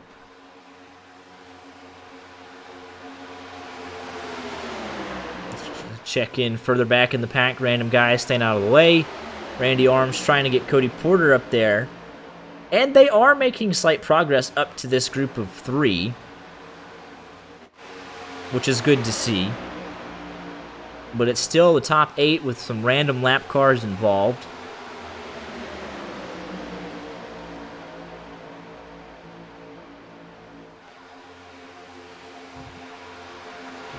It is actually funny that this first group is just 8 lead lap cars surrounded by lap cars. Yeah. And most of the lap cars are the ones on the outside. The 21, Link is a lap car, the 69, the 97 of William Bowman. See, all the lap cars are running the top. And all, they're trying to not be lap cars. And all the lead lap cars are on the inside. But yeah, if the 21 gets out in front, if he's able to get pushed ahead somehow, and then a caution comes out, that gives the lucky dog to the 69 of Jason Clark. Jonathan Schwartz is the only lap down car on the bottom right now. He's kind of just mired there, so. But he is content. We know he knows how to win at plate tracks. And he's just sitting there biding his time, not really worried about it. But those lap cars are on that outside. That's kind of the order of the lucky dog. There's the 21, and that 69 Link is 2 down. Then the 97 and the 58, it just kind of goes back. Mitchell Bagley in the mix there. Playing by old school rules, just trying to force it, get your lap back. Yeah, right now the 21. Oh, right, it is lap 80. I almost forgot.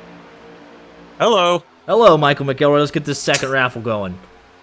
All right, so this is for the Bark Box, isn't it? I don't have Discord up in front of me. It is. Wait. All right, so this is for a Bark Yeah. Box Big Box certificate. Pretty easy. You let Bark Box know you won. You send them the certificate I have, and they send you a pretty cool Bark Box. Hopefully, it's somebody who has a dog.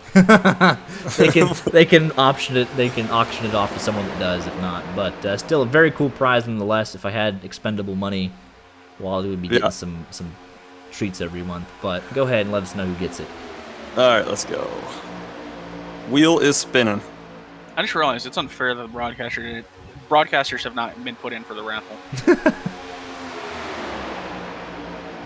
Daniel Pendergrass. Daniel Pendergrass. I hope he's got a dog. But we can go find out.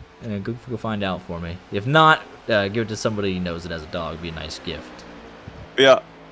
Daniel I'm in Pendergrass. pack racing, so if you guys don't mind moving me back down, that'd be I will. appreciated. I'm going to go find out if Pendergrass has a dog. You want to come with me? It's CMS. We love CMS around here. We do love them. Let's go do some mid-race interviews. You go down there and let me know when it's all clear. Right. Don't want to jump in there after having a heated conversation about strategy or yelling at themselves, but we good? Yep. All right. Here with the CMS boys mid-race. How we doing? How you doing? Having a good time here. We're not even halfway into this son of a gun, but it's been very clean so far. Definite strategy from you guys to kind of just avoid all the nonsense, it looks like. Yeah. My foot's asleep. The right foot just glued to the throttle pedal. Well, leading the pack too. It's just like you don't even lift ever. You just hold. Yeah. My goodness. So I think we're here to find out, does Daniel Pendergrass have It'd a be kind of dog? nice to get a little bit of freaking of a break here.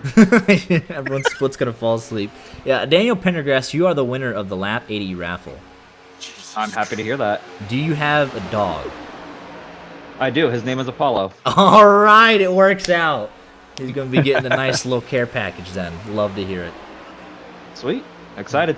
Alrighty. Hey, if he didn't have a dog, he could have given it to his kid. Yeah, that's true. Oh, that's funny. He's about to start teething. Oh man. Here's a He's chew been toy, teething for son. about a month now. Oh.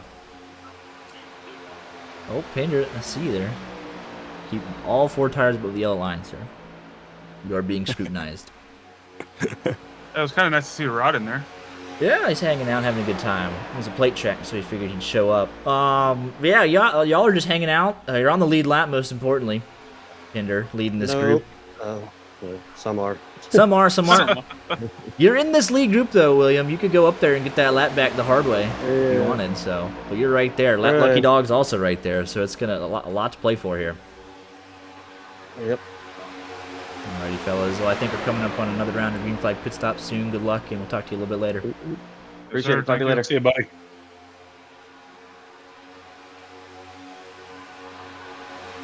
But it works out. So the most random prize, again, massive shout out to BarkBox and Dude Wipes and all of our sponsors, Trinity PC, for coming on board here this afternoon. But yeah, that one was like, here, this is a great prize if and only if you have a dog. I mean, maybe you could give it to your cat if you have one, but I don't know.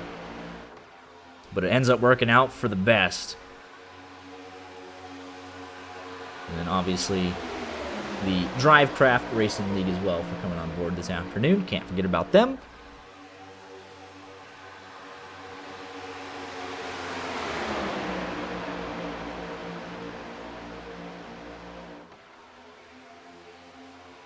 Yeah, Alex Link did what I said he needed to do. Now he's only 1 lap down. Joe Swanson!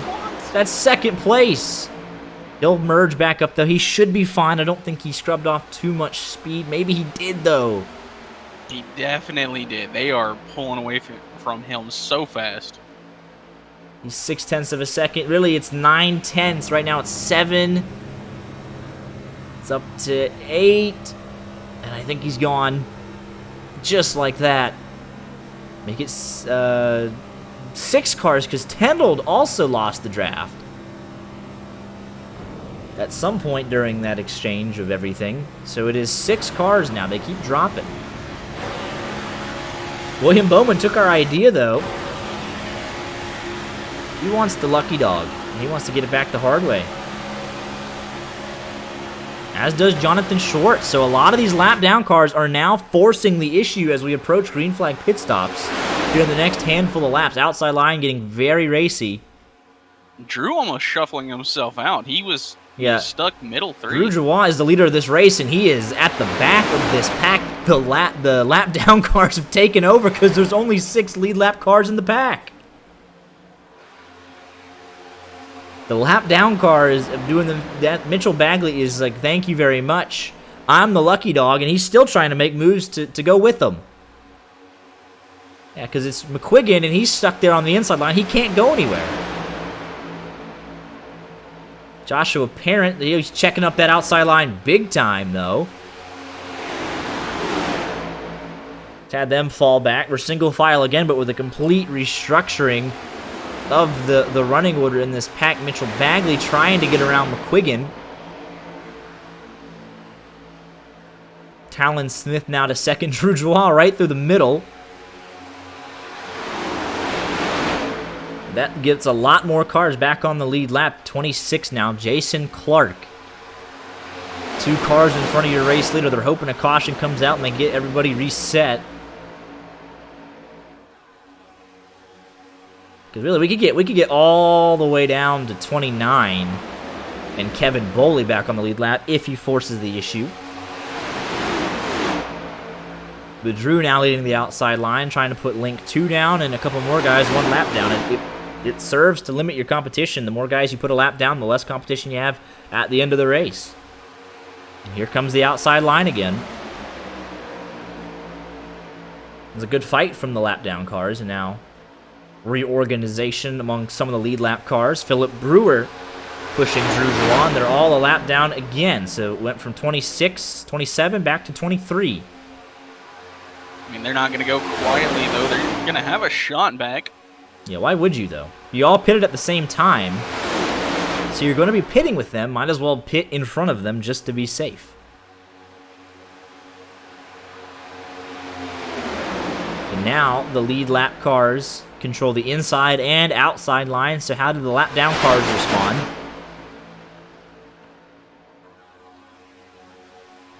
It is 2x2 almost perfectly for the entirety of the front pack.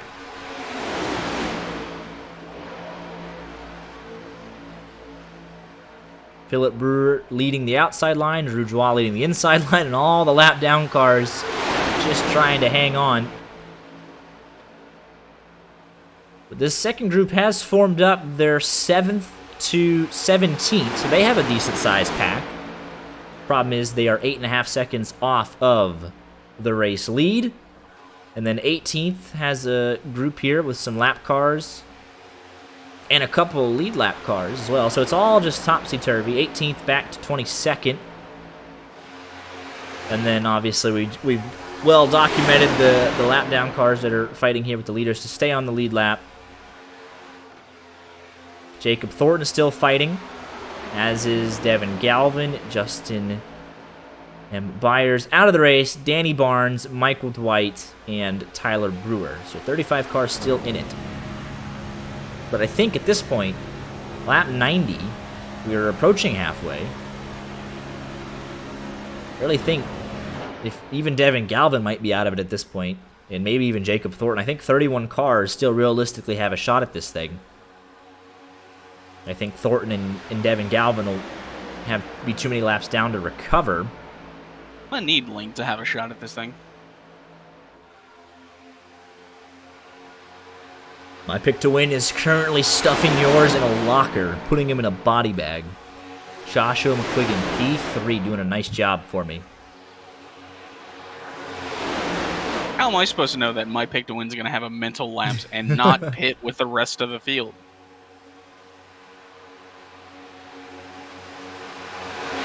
Who just forgets to pit? I can confirm that Michael Dwight, with some more information on him, he said he had to retire because he fixed all of his damage and the steering was still 15 to 20 degrees off-centered, and it just felt unsafe to race around others, so I can respect that. Philip Brewer, I believe, is leading for the first time this afternoon. As we are approaching the halfway point of this race in the Talladega 500, most appealing car out there. It's a great question. I love the 69's look. Jason Clark, I have no idea what the sponsor is, but I do love a good black and gold or black and yellow scheme. So his looks pretty good. Link's is nice as well, Alex Link. Got a good contrast in colors. Everyone has a decent paint scheme here this afternoon. Drew Joie is a fan favorite of mine because the Braves, go Bravos. Look further back at some more.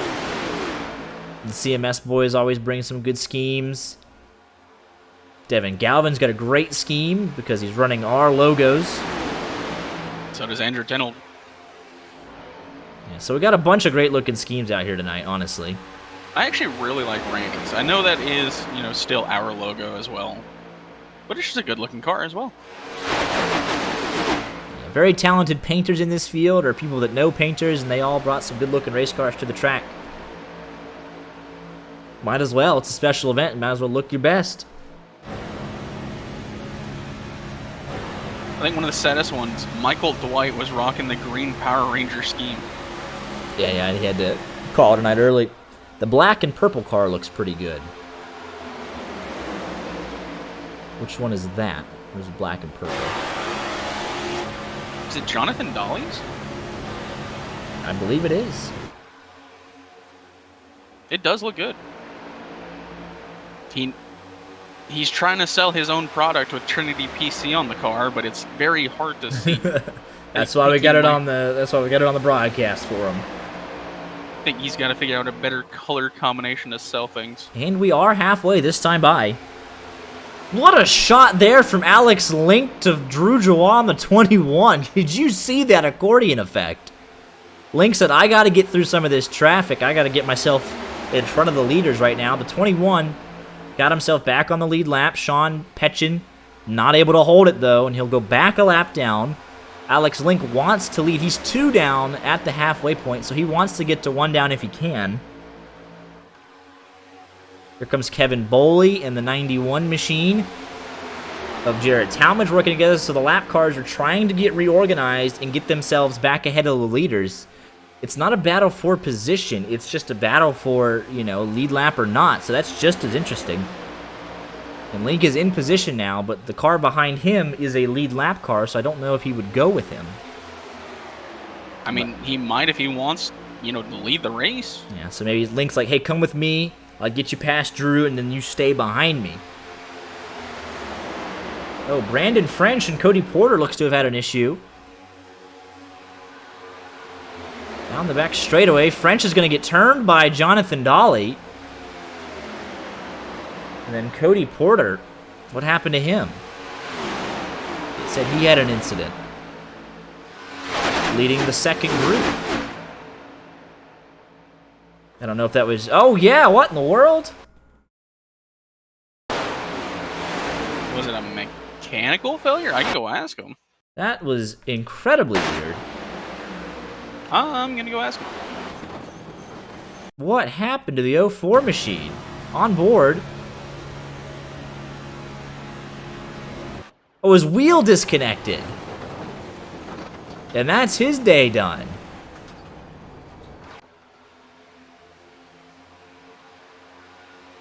His wheel disconnected. You saw it there. Looks like some sort of power surge or something. On board, he was Brandon French. Actually, that's not going to tell the whole story. It was, in fact, a quote-unquote mechanical failure. Cody Porter's wheel disconnected mid-corner. Yeah, so look, French has got caught out, and he tries to merge back in. That's a bit aggressive from Dolly, because they're not racing even for the lead lap. And French just goes high to avoid the checkup. Tries to come back down, and it's too late at that point. You've got leaders pitting, by the way. Yeah, Drew Joie, Jarrett Talmadge, and Zach Range with some of the lap cars. Philip Brewer going to stay out with Talon Smith, McQuiggan. So that 6-car pack, they are doing it 3 and 3. At least for the lead lap cars. The lap down cars kind of split it as well. We should see the rest of them coming in this time by. With how good Talon Smith and McQuiggan were able to get through last time, with added help of Philip Brewer, I could see them being a little faster, potentially pulling away, and they're staying out. Yeah, they're going to get as much out of it as they can. And here comes these two. This is going to be important for them to stay together. You're right in that battle with the lead pack for the Lucky Dog, so you got to stay together here. And here comes the second group. Looks like everyone makes it in. And then this would be the third group.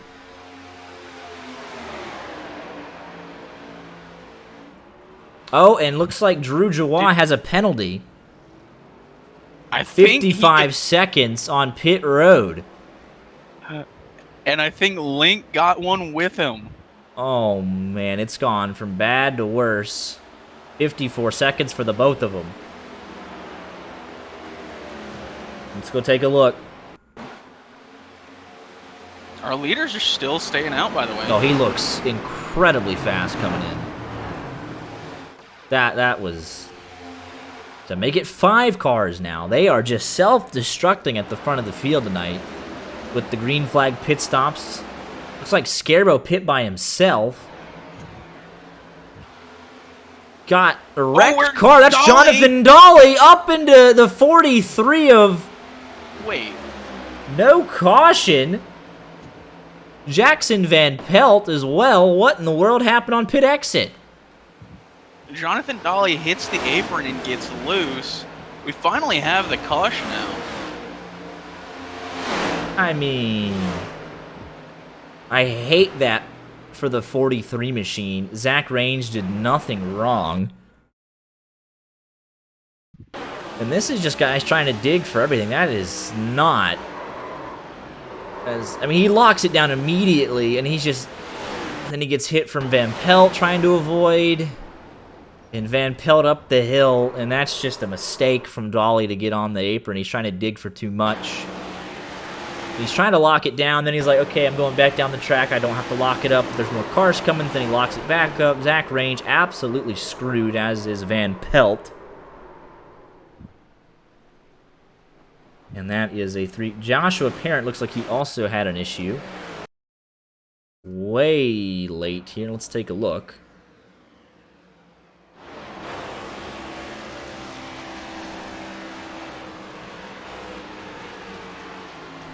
Not seeing anything. Oh, he just, I'm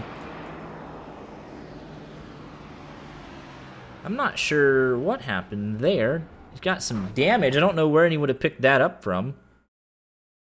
He already had it. See, I don't know where that comes from. So he jumps to pit road.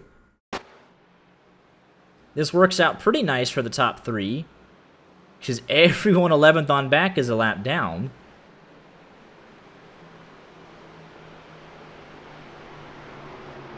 You hear it from Cody Porter in chat. The wheel disconnecting. That's huge for Michael McElroy, though, because he was staying out on the racetrack, about to have to come in and pit. He might be out of fuel, though. He gave himself an EOL. I think he's out of fuel. Oh, man, he was so close to making it. He's coasting. Yeah, you might as well leave it in neutral. He's not going to make it back. What'd you do? Ran out of gas. Oh, man, get someone to push you. You were so close to making that strategy work. You're league owner. You got crew racing. Like, go get McQuiggan. What's the fuel code? Is it like up, up, down, down, left, right, left, right? I have no idea. But yeah, look at all these cars taking the wave round. So it has completely changed the running order. The second group that pitted is actually in the lead. Guys with pit road penalties, guys that need to come back down. Michael McElroy at 20 miles an hour is just going to come up short.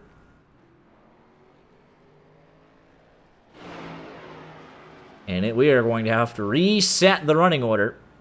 Joshua McQuiggan. And there is Michael McElroy. He makes it at 20 miles an hour.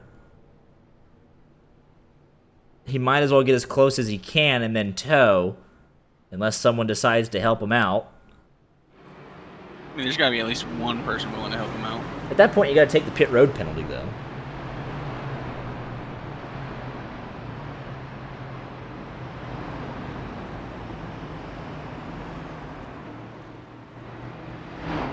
Michael McElroy had to tow to his pit box, unfortunately. It shouldn't be that long of a tow. A lot of guys taking the wave around here. Because there is your race leader. There's McQuiggan. And there is the guys ahead of it. So Link will get a wave around here. A lot of these guys won't, unfortunately. It got completely topsy-turvy here. They're letting even more... Yeah, they're going to have to do a complete reset of the running order.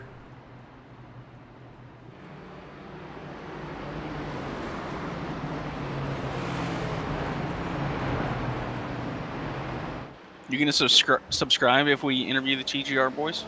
We'll go interview them real quick. Here with the TGR boys, how we doing this afternoon, fellas? Not great. For the first time in my entire eNASCAR career, I had to wake up early for a freaking race. Right? What is going on? 1 p.m. Eastern is early for us sim racers, but... Exactly. Work all week, just want to sleep in, but no. Right? We're having fun. I mean, it's a tough race. I actually had to change shoes. You're having fun. I got wrecked on lap 16. Yeah. Skill issue. Yeah, Tano's been up there in that lead pack, got separated during green flag pit stop, so he's back in it. Dolly, you were the cause of our most recent caution. You have completely changed the complexion of this race. Yeah, I don't really know who I hit. I didn't really see much besides someone dying in the outside wall. But I am really sorry that it happened, and I'll keep a clean rest. I hit the seam of the pit transition there, and I just gone. El Bozo. Yeah, El Bozo indeed. Oh my god. Yeah, but Andrew Tenold is going to try and bring it home for them. We are. We're going to try to bring it home I'm for, still alive. TGR as well as YJ Media. I just wanted to thank you guys for all the hard work and all the dedication you guys put into the ARS. And it's really heartwarming to know that you guys have done this for free. And just want you guys know that we appreciate it. Yeah, absolutely. But y'all put on a good show. We're going to reset the running order here and try and figure out where everybody is at. But it's going to be a good last 80 or so laps, and looking forward to it, fellas. Good luck the rest of the way. You guys are doing pretty good. 250 viewers. Yeah, I don't know if that's accurate entirely, but we'll figure it out. We'll get to the bottom of it. But we're having a good time. Oh, boy. Good luck, fellas. I just money shifted. Hopefully he's able... He's only going 60 miles an hour, so I think he's okay. So it looks like with all of that, there is 14 cars on the lead lap. Drew Jawat is saved by the bell and way at the back of the field. This is going to be absolute chaos. We still have 80 laps to go. Over 80 laps. Yes.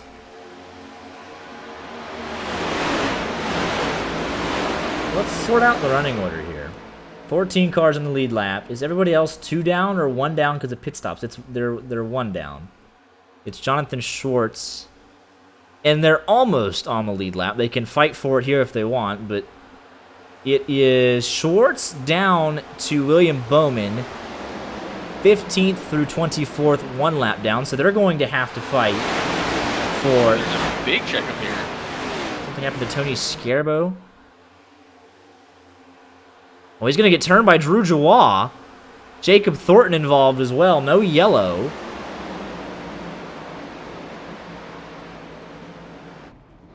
Let's take a look here at what happened here. Drew just trying to make it 3 wide. He gets squeezed up by Thornton, and he ends up turning the 59.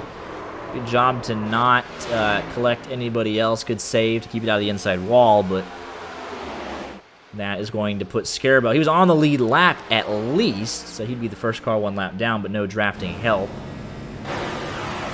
Yeah, but 15th to 24th. Going to be fighting for the lucky dog. Mitchell Bagley and Alex Link, 2 laps down still.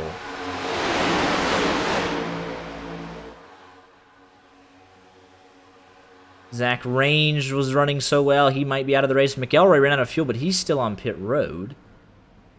Don't know, it shouldn't have been that long of a tow, and then just some assorted guys many laps down. Cody Porter's back on track. I'm assuming he's going to try and help Alex Link. Right now, it's Randy Arms at the front of the field. Yellow is out. Mitchell Bagley almost had the lucky dog, but didn't. This is way back in the field. Andrew Tenold's going to get Justin Byers around. And then something happens to William Bowman. Oh, man, that's CMS guys into each other. And Pinder had to jump to pit road. So, yeah, Pinder got... Just taking a look at it, he was in the lead pack, and he was dropping back to help his teammates. Tenold was out of the lead pack. The 81 of Byers.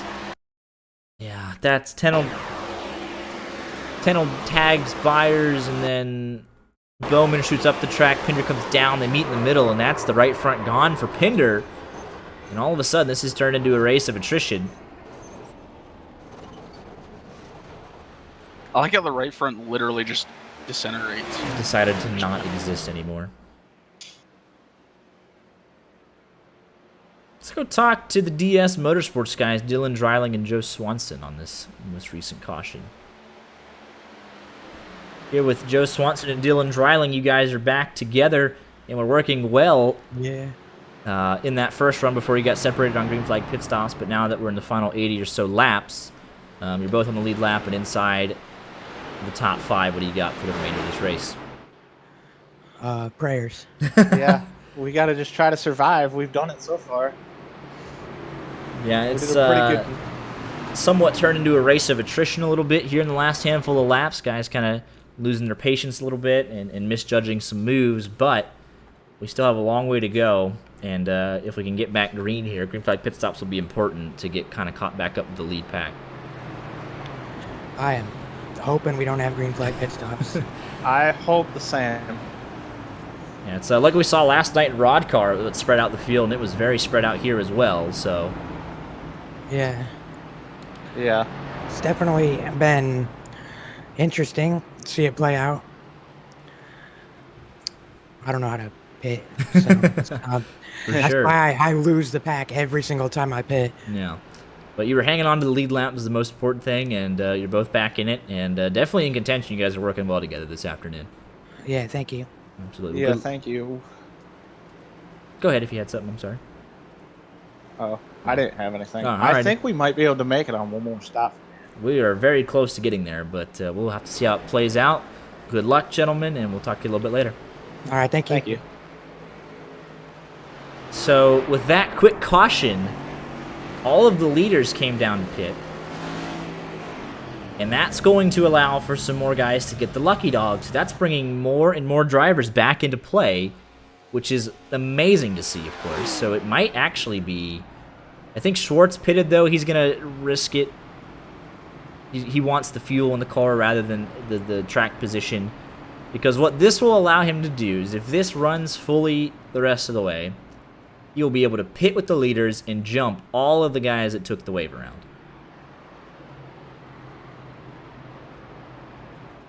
Cole Fitzpatrick, Jonathan Dolly. Where does the leader end up at? It's Talon Smith. So William Bowman, Michael McElroy, Jacob Thornton, Cody Porter, Daniel Pendergrass, Zach Scare, Kevin Boley, Jason Clark, Devin Galvin, Sean Petchin, Alex Link, Jonathan Dolly, and Mitchell Bagley are all going to take a wave round here. And with only 7 laps in a fuel run, that's not the worst idea. My pick to win could be back in it. Yeah, it's not a bad idea whatsoever.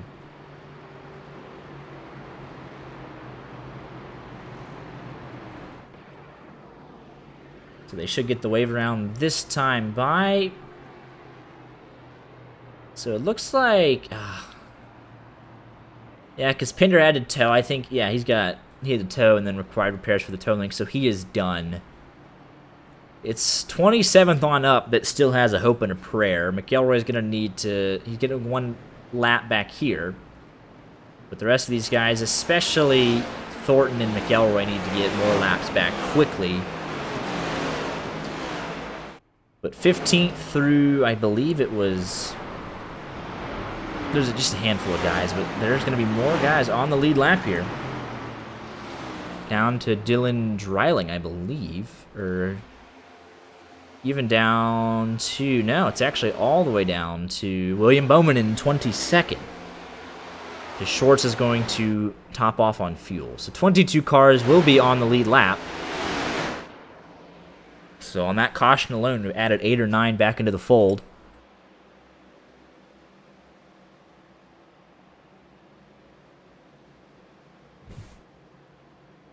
Which is obviously very good to see.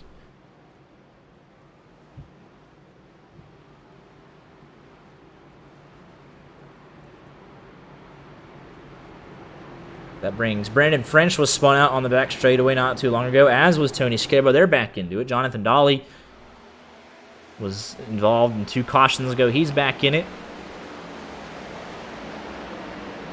A lot of guys that were just out of sync on green flag pit stops. Pendergrass was down in 30th at one point. He's back in it. And it's all the way down to 22nd. And Joe Swanson, who came down to top off for fuel. So Whites are out on top of the pace car, getting back to green flag racing here. Lap 110. We've lost officially from the race Jackson Van Pelt, Joshua Parent, Danny Barnes, Michael Dwight, and Tyler Brewer. Justin Byers is still digging, but he is a handful of laps down. But good to see that he's still out there having fun, hopefully. A lot of wave around, so the inside line will be the dominant line here. Talon Smith leads us down. And we are back to green flag racing. Ooh, check up, on that inside line. A lot of drivers back there, taking their wave around single file. Cody Porter making big moves in the back. Yeah, so 1 lap down is Schwartz, Mitchell Bagley, and Alex Link, all 1 lap down. So that is your Lucky Dog battle. And you see Link already just going to toss Jonathan Dolly aside. He says, Lucky Dog's right in front of me. I'm going to get it. He knows that he's running out of time. He's got Cody Porter hooked up with him. I imagine they're going to ditch Bagley as soon as possible. Bagley understands what's at stake here. He's going to get himself turned. They're both not going to get the Lucky Dog. That's going to be a caution. Daniel Pendergrass involved, fighting for the Lucky Dog. And it ends up with a bunch of wrecked race cars. That's going to be very unhappy. I understand the point of view from both drivers, but I imagine Link will be very unhappy because he's going to say, I had the run. He gets blocked multiple times. Well, Bagley, I'll give him credit there. That first block was free. And then he's trying to get him out in front. And then blocking there. And then he had more room down to the bottom, though. He's trying to side draft him back, but he had more room. But Bagley does come down to throw that first block, and then it's off from there, and then at that point, Bagley should be out. Link will maybe be okay if the left front didn't explode there. Daniel Pendergrass gets the worst of it. Schwartz, I don't believe, was involved.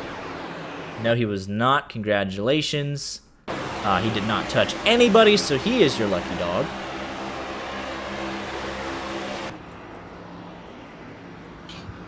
Just bad decisions. Yeah, they're just going for it right off the rip.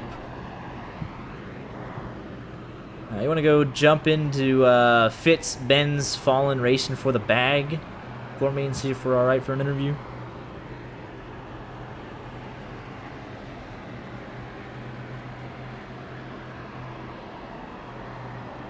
All right, they're good. Alrighty. Here with one of the most unique team names that we've seen on YJ Media, Fitz, Ben, Fallen Racing for the bag, and you got one of your teammates out front right now in Keith Fallen. And Cole Fitzpatrick's been up in the mix most of the night. Obviously, we saw what happened to, unfortunately, Zach Range and then Bagley there on that most recent caution. But you guys overall have done a very solid job here this afternoon. We've been trying. We've been. Yeah, definitely. But got the lead of the race now. Keith, you qualified in the top 10. Been pretty much keeping that car clean and just trying to make solid, consistent moves. And it's paying off for you right now. Yes, sir. Yeah, I'm just trying to be patient. This long race, and we just got to be really patient. From that wreck. Yeah, there's nothing you could have done about that, Zach. You running so well and nailing those green flag pit stops, and then something completely unrelated. Yes, sir. And I'm not going to give up. Just going to keep on racing. Might as well. I appreciate you saying that about the team name. I'm just trying to find something that would make everyone laugh and they would like. So yeah. I really appreciate that. But yeah, still, I know I think Zach with 200 RPM might not have a shot for win, but there's still great prizes to be raffled off here, and to maybe help your teammates get back in contention for sure if you can get the damage fixed. But still a lot to race for, still a long way to go, so you really just never know how these races are going to shake out. Sadly, I have all the damage fixed, and that is But yeah, I'm just staying around, and I'm enjoying it. It's been good racing, very clean. I think me and my teammate, we might have made slight contact earlier. I don't know if you saw me make that save. I thought I was going to hit about 10 trucks. Yeah. I think it was a bit of a net code deal, but I've been struggling ever since then. I had 40 seconds of repairs, of damage, and so I just couldn't keep up. But back now. Absolutely. Still a long way to go. Good luck the rest of the way, gentlemen. Thank you very much. Appreciate it. Here with the Speed Zone Esports guys, Jonathan Schwartz was just minding his own business as the rest of the Lucky Dog candidates tried to go for absolute broke, and you are the recipient because of it. Yeah, it took me 100 laps, but I'm back in it, so. Yeah, we're sitting there saying, there was 3 guys 1 lap down. It was yourself, Mitchell Bagley, and Alex Link. And they completely wrecked each other going for it. And you'll be like, hey, thanks, fellas, I needed that. And you're back in contention. Yeah, it's gonna be tough with the lucky dog going to the end of the field, but we'll give it a shot. Still plenty of time, though, now that you can you got, what is it, mental math here, 70-ish laps to go. So you got one more pit stop guaranteed. And got plenty of time, though. Rest of your teammates, Scarabo, Tiller, Arms, are all on the lead lap as well. So potentially work together down the stretch here. Yep. Heck yeah. Yeah. Absolutely. Yeah, Scarabo, I thought you got kind of saved by the bell there. Got spun out, didn't hit nothing. Way to hold the brakes, and you're sitting there somehow in 11th, just a couple of laps later. Yeah, I thought my day was done, but got lucky there. So let's see what we can do at the end here. Absolutely, fellas. Well, you're all on the lead lap now, and we know you work well together at these plate tracks. So we're looking forward to making a move to the front late here. Good luck. Hope you get that YJ car in there. Hopefully. See ya. We'll take half the proceeds, by the way. But sure to read your contract. Okay. Alrighty, got some new names, some familiar faces trying to get back into the mix here. Restart on lap 114 in the Talladega 500. Drew Juan back in the mix after a pit road speeding penalty.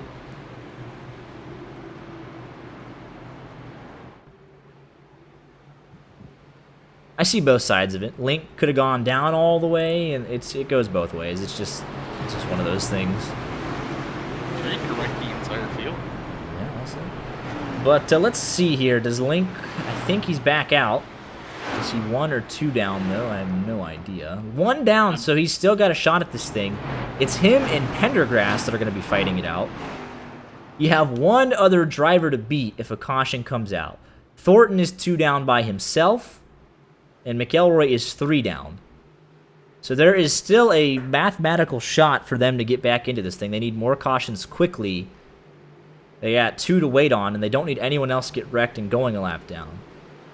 We got some miscommunication on the running order here back in the pack. We are back to green flag racing. Yeah, I don't know why we're 3 wide up there. We could end up with a penalty with that if they're not careful, but we'll see here. It looks like Link has half a car length advantage, or 5/10 of a second advantage over Pendergrass, who was involved in the most recent caution. Don't know if he'll be able to get up to speed or not. Doesn't appear so at the moment. He had just gotten the lucky dog and then wrecked in the caution after that. Link still has left front damage, but he's working with his teammate. And all he's got to do is maintain and hope nobody else. Car around. That's Brandon French again down the back straightaway. We keep it green. Let's take a look at what happened to the 2 machine. Looks like he's second on the inside, and he's going to get turned from Talon Smith. Almost a carbon copy. Not able to keep it out of the inside wall that time. I think he leaves a little bit more room. He's trying to think middle, maybe. Yeah, he's definitely thinking middle, and then it just closes up on him.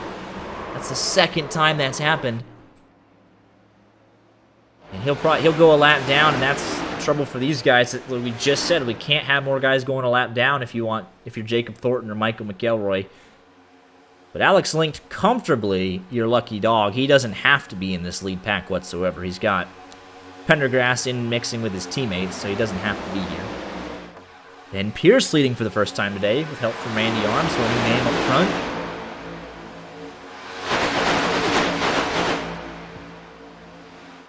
And Brendan French is actually going to come in and pit. Probably some damage to the left side of that car significantly. And Link will get around him, so the lucky dog was not his for about 1 second there. And now Link is hoping for a wreck further back, not including himself. Honestly, he's not in a good position if he doesn't want it to include himself. Because if he gets the 0x from a bump draft, that's it for him. He doesn't get the lucky dog there, so I don't know if I'd risk this when you have 4 seconds over your next closest lucky dog candidate. But he's working with his teammate. I'm sure they're communicating well, and they understand what needs to be done. We're just 4 laps away from the next raffle. I believe this one's ARS merch of $50 value. Galvin making moves. Yeah, some of these guys that are still out of it. Making some moves, helping teammates. Yeah, Jacob Thornton's also in this pack. He's doing the smart thing. He's 2 laps down. He's hoping that Link and Pendergrass will get their laps back. So there's no reason to risk him getting more damage. Same thing with Pendergrass. He's just like, all right, if Link gets it, then it's only me that can get it, so I'm not really going to risk anything right now. It could work out for him if he gets 2 quick cautions, but we are slowly running out of laps. 21 cars on the lead lap, back to Kevin Bowley.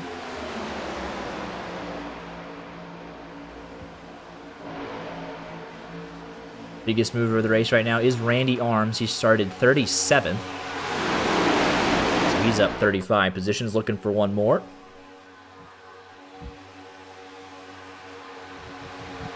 That should be the end of Brandon French's shot at the win.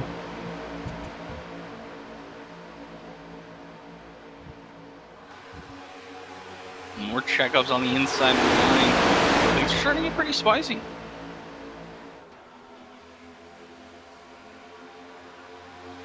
Yeah, we got pretty much consistent 2x2 now. The outside line, pretty committed at this stage in the race.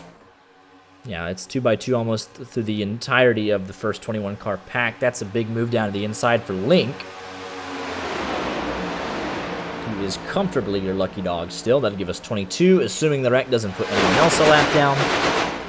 Let's crank it up for us here. Well, we'll wait till after the raffle. We'll do right after the raffle. We've got a nice pack to crank it up for once. I forgot Cody Porter was also like 10 laps down. Yeah, that wheel disconnect, he was definitely a favorite. And now he won't finish inside the top 20, it looks like. Next lap going to be the raffle. This third raffle, the ARS merch. Hopefully it goes to an ARS driver, represent their league. If not, then we'll have to just convince whoever wins it to join the league. Look at Brewer behind the 4 machine there. He's taking about 3 wide there.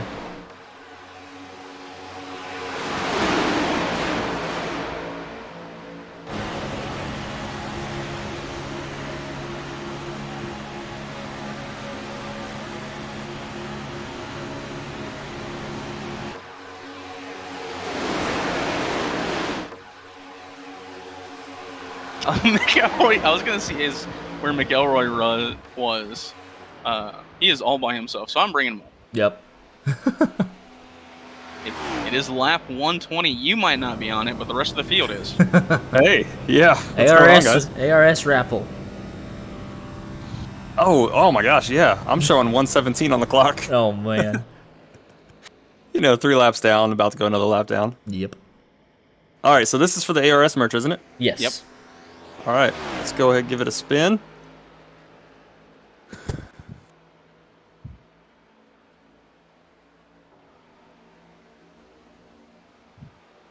Suspense. Dylan Dreiling. Dylan Dreiling, all right. We'll have to convince him to join the league, but he's got some merch headed his way regardless. So you say it's a $50 value. Do you know what's in that package? Yeah, I believe it's a hat, a hoodie, and a t-shirt. Very nice. Let him know. All righty. Yeah. Congratulations to Dylan Dreiling. I think I moved him to OCM. Whoops. There's Zach Apparently Cody Range. Porter is looking for you guys. I'm going to go talk to Cody Porter. Alrighty. I don't even know where he's at.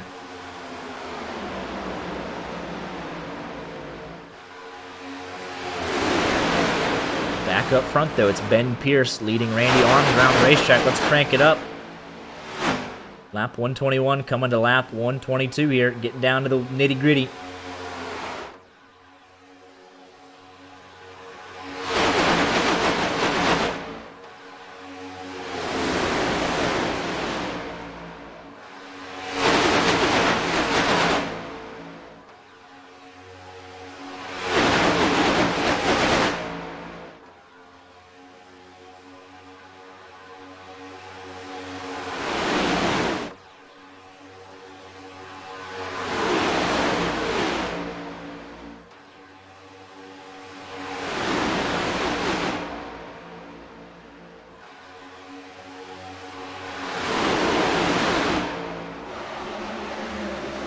I'd say this late in the game, having what will be about 25 competitive cars with a shot to win is pretty exciting. Only lost about 10 or so over the course of 122 laps completed. So I will take that all day long.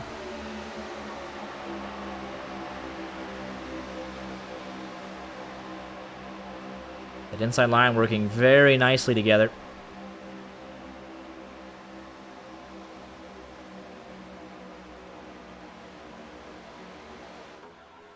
And now everyone kind of realizes the importance of sticking together. 18 cars out of the 21 on the lead lap are in the main pack. William Bowman, Kevin Boley, and Zach Scare.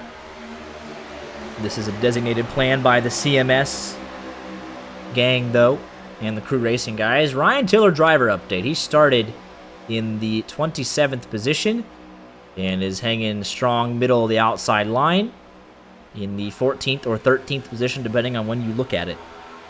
But he hasn't really been involved in anything, and he's holding a pretty wheel right now. Let's go on board with him.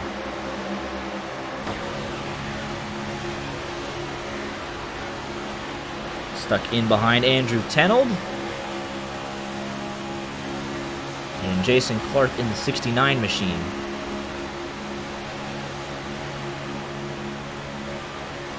They're doing a nice job. Ben Pierce, though, the independent driver, the Brewer Motorsports driver, excuse me. Doing a nice job.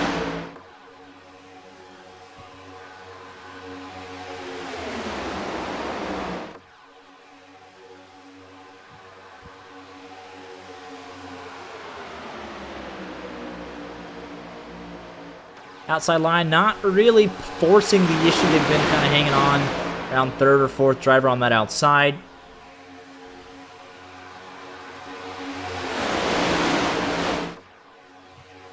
Just trying to be as far up as they can. You know, Drew's not a fan of being, you know, not leading, I should say. Yeah, but Philip Brewer really hasn't started to push yet. We heard the tandem, at least from Drew's perspective, was a little bit reduced. So they haven't really seen anyone kind of completely take over the race.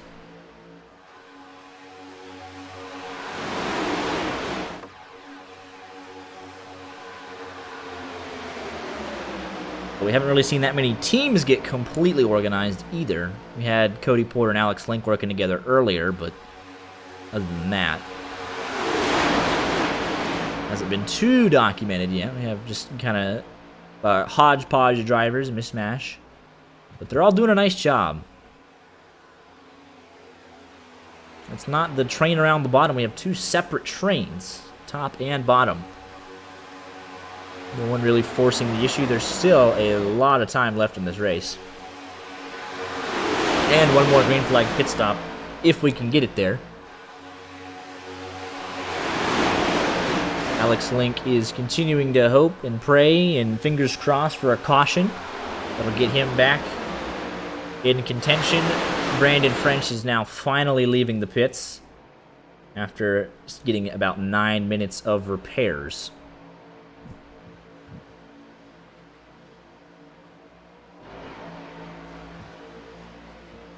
Yeah, but I can tell Drew is comfortable with where he's at. He's comfortable with the 44 behind him because he hasn't tried to back up or take the lead of the race or to get down. So he's comfortable leading the outside line.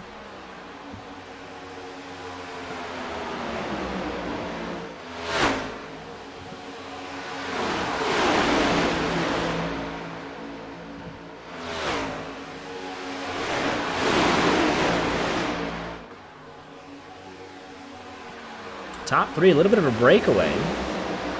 Not anything that'll make them pull away from the pack, but it is interesting to note. They were able to pull a couple car lengths as the fourth place side-by-side between Talmadge and Joie.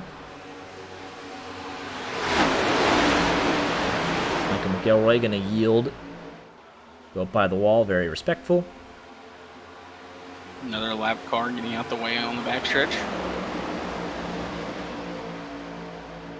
That is Zach Range. We've seen him do that a couple of times. That car was headed right. Let's go on board with him. I think he's still suffering from some steering issues. He's got 200 RPM loss. It's actually pretty straight, but this got a little bit sketchy here. It was way off, and then he just kind of drifting, and then he's like, oh, we should probably hold it down there a little bit, but does a nice job, all things considered. Ben Pierce is loving what he's seeing. It's been the Ben Pierce show since we went back green on lap 112. Another lap car. I believe that's Chris Pinder finally getting back out on the racetrack.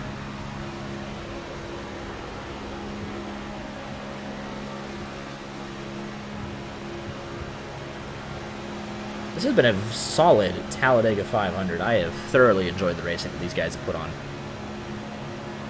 Yeah, I honestly expected a little more cautions, but we're not into that hay window yet where it's absolutely desperate. The $100 is right in front of these guys' faces, but they have done what they're supposed to do mostly.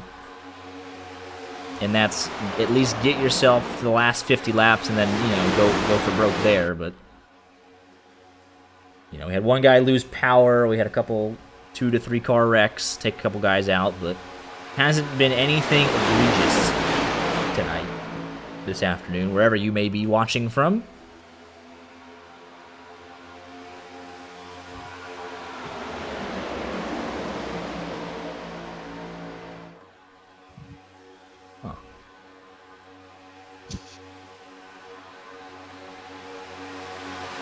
This front three, they're just glued to that double yellow line, single yellow line in iRacing, but, you know, double yellow in real life.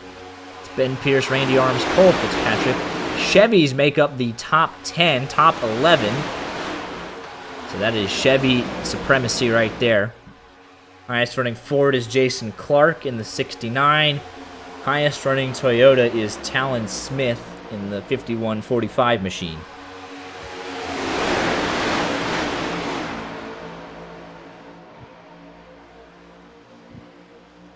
God bless Chevy.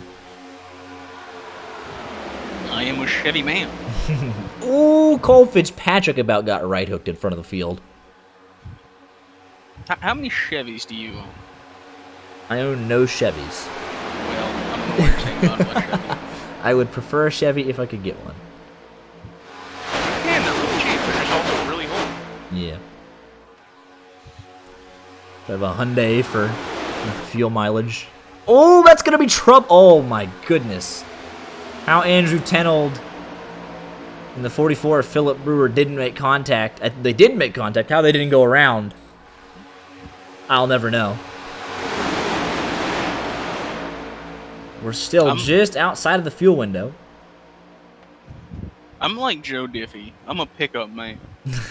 Me and my 98 Chevy. Pickups are just very convenient. You get to carry stuff. But look at this battle for the lead here. Jarrett Talmadge, they're going to break up the front pack now. Philip Brewer almost got turned. Now he's leading the outside line. He wants to lead the race. Got a side draft there on Drew Jawab. Ben Pierce drops back to 4th. So it's just like that. We're looking at some action mid-pack, and the lead has changed hands twice. Talmadge, I believe this is his first lap lead of the afternoon.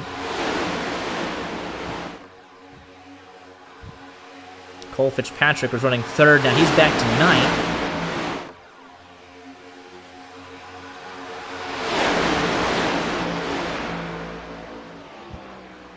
It'll be 50 to go when we complete this lap. Just outside that fuel window, some swerving further back, Talon Smith. The outside line leads with Philip Brewer and Sean Petchin. They're both clear to the inside if they would want it. Maybe even Ryan Tiller getting up there. He's clear. So that outside line is surging, and Tiller will drop down to lead the inside line. No one else going down there to help. They'll actually lose momentum as they have to check up and pick him up. Cole Fitzpatrick will drop down. That's a little bit more natural. He should get some momentum forward here inside of the 69 of Jason Clark.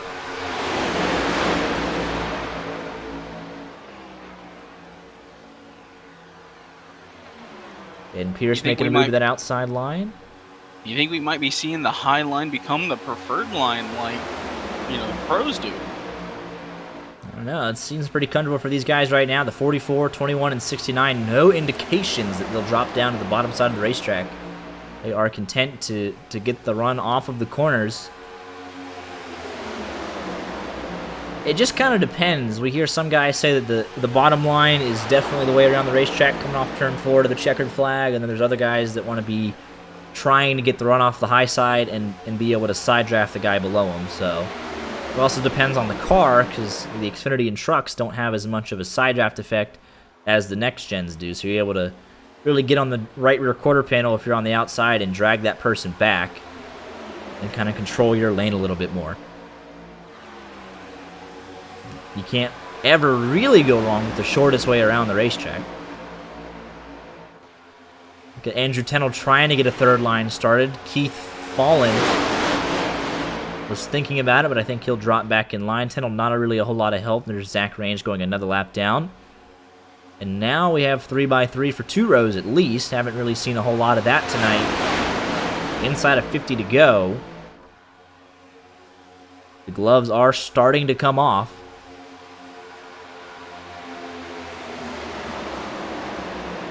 Those top 3 leading the outside line, they have made no moves to the bottom. Drew Joie makes a move to the outside. No one going with him. As they work down the back straightaway, 200 miles an hour. Yeah, there goes Tennell finally getting to the back bumper. Jonathan Dolly's back in the top 10. Devin Galvin is there with him, although he's not in contention for the win. That is Keith Fallen in the wall. Andrew Tennell's in the mix, so TGR has all of their cars inside the top 10 track position-wise. The only one not battling for it is Devin Galvin. His issues documented earlier. They're trying to make this 3 wide work. No help, though. Drew will drop back in line. Tennell not getting help from Dolly or Devin Galvin, kind of surprising. So he'll drop back in line. Outside line is definitely the preferred line right now. Cole Fitzpatrick first on the inside in 7th. Drew will drop down, though, and try and start to lead this one instead. But we are getting ready for green flag pit stops. So a mixed bag here. Let's take a look at your pit strategy here. Got guys pitted on 111. Brewer pitted on 111 as well. 107. It's just there's some couple laps differences between your lead pack. Oh, we're 3 wide. Tennell almost to the wall there.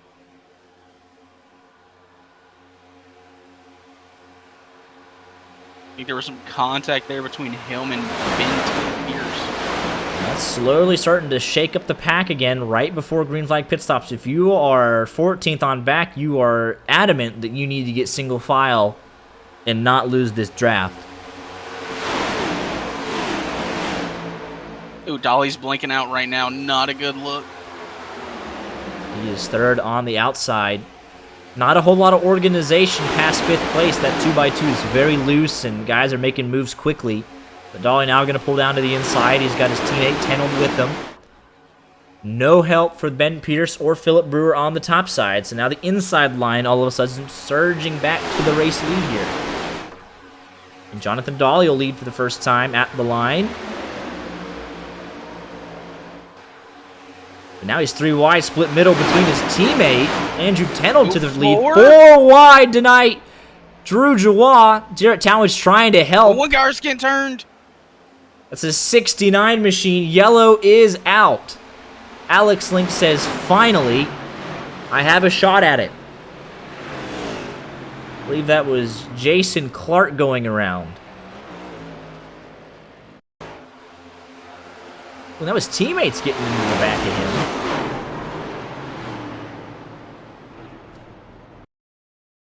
That was Ryan Tiller getting a heck of a shot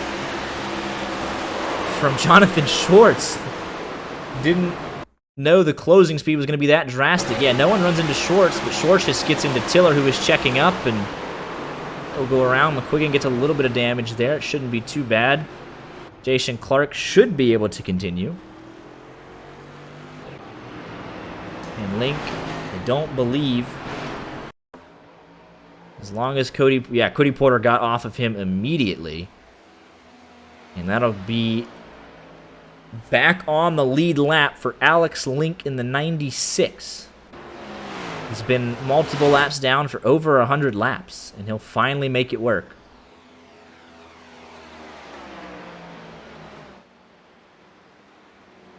A 4 wide move was definitely something. I'm not gonna say I liked it. It wins you the race, it'll work, right? Let's see, who have we not talked to? I believe it was just Yenner Autosport. Here with Joshua McQuiggan and Talon Smith. McQuiggan, what's the damage to the front end of that 29 after that last caution? I was told it's fine. You guys probably have a better view of it, but I don't know. We're looking good here. We're in good shape. Yeah, a little bit of left front damage, but nothing too bad. Talon, you were our pole sitter here this afternoon. You guys haven't really been able to get hooked up yet, but what's the strategy in the closing stages of this race? For now, I think we're just gonna save fuel, try to pit, try to stay out as long as possible compared to the other guys. Just try to survive the end here. We're getting down in that closing stage. Fuel will be a concern because we're just outside of the fuel window or right on it, depending on who you ask. It'll be interesting to see if we can go green the rest of the way. 24 seconds to answer your question, Max. There you go, not too bad at all, but yeah, we're getting down in the closing stages, but still got to survive to have a shot, so good luck, fellas. Yeah, thank you. Looks like Drew and Dolly won the race off the pit road. And while we reset the running order, let's get another quick word in from this afternoon's amazing sponsors that allowed us to put this incredible event on.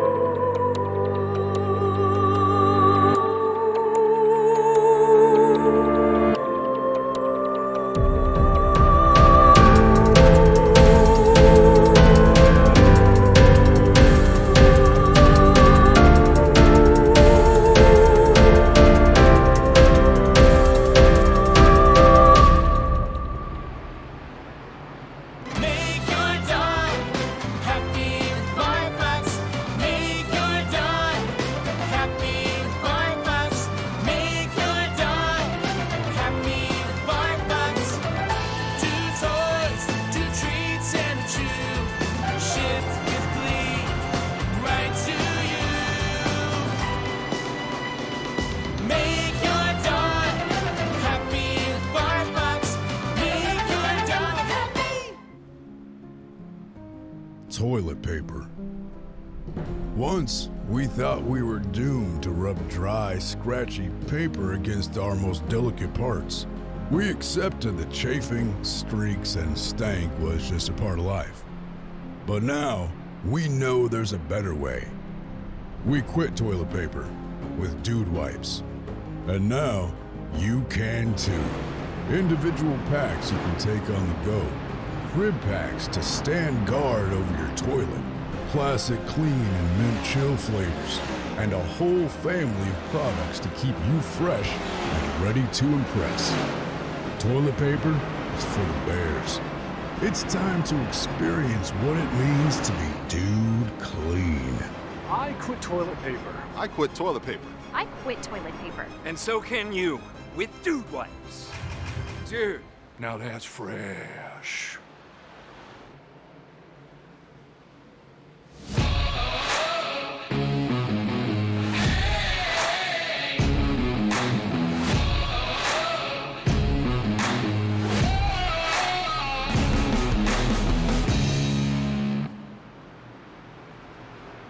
But a massive shout out here this afternoon to Trinity PC for coming on board and sponsoring this and also giving away our final raffle of the night, which will be here in just a couple of laps.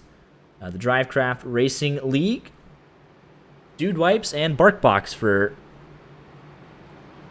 coming on board and sponsoring this fantastic event. The ARS Talladega 500.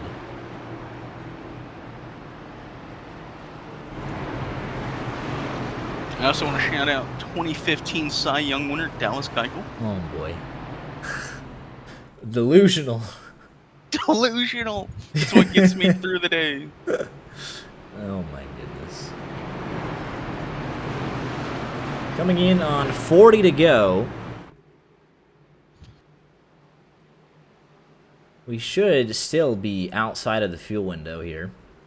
So I am, if we can go green the rest of the way here, I would be all for it. Look at this though. Daniel Pendergrass and Jacob Thornton both 1 lap down. I believe the 11 had to take the wave around. He did, so he's going to be hurting on fuel, but he has a shot at it if he gets a quick caution. So right now, really, it's Daniel Pendergrass, Don't Wreck, and you're back in contention. Alex Link also now finally on the lead lap. So 22 cars on the lead lap. And we'll see what kind of progress Link can make. He's still carrying a little bit of damage. Drew Joie back to the race lead. Trying to cover both lanes. He'll come down eventually to block the 3 of Cole Fitzpatrick. Looks like the 3 machine also got some Georgia roots on that car. Jonathan Daly fighting back hard on the outside with help from Philip Brewer.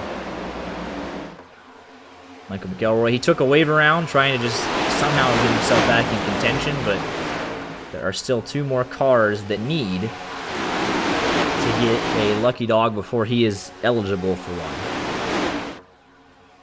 Yeah, that 3 machine paint scheme really kind of confuses me because it has the state of Georgia, but also the state of Texas. Yeah, Georgia on the left side, Georgia on the left side, Texas on the right side of that car. It also has the Bulldogs logo, not a fan. 2 of the best states in the union.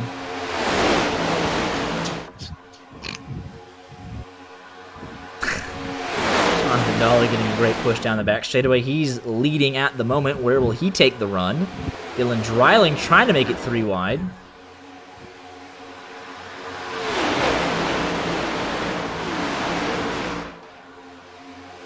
Now we're back to 2 by 2.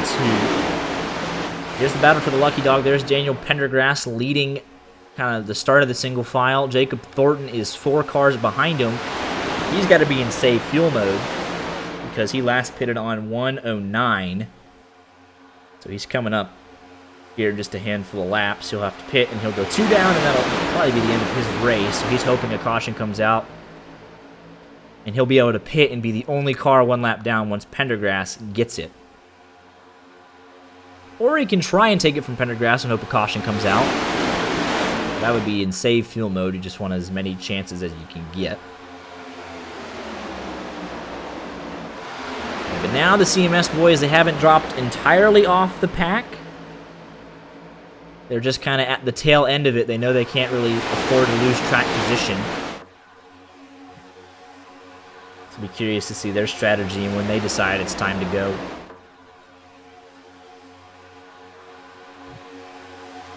But it's 2 by 2 now. Outside line definitely trying to stay committed here. They got teammates 3rd and 4th on the outside. Joe Swanson, Dylan Dreiling. 21 driver, another one of our few independents here. No team affiliation, but he's doing a very nice job.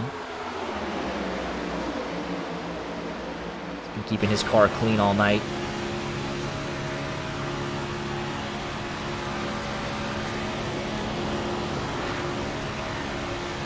It is 22 cars separated by 1.6 seconds back to Kevin Boley.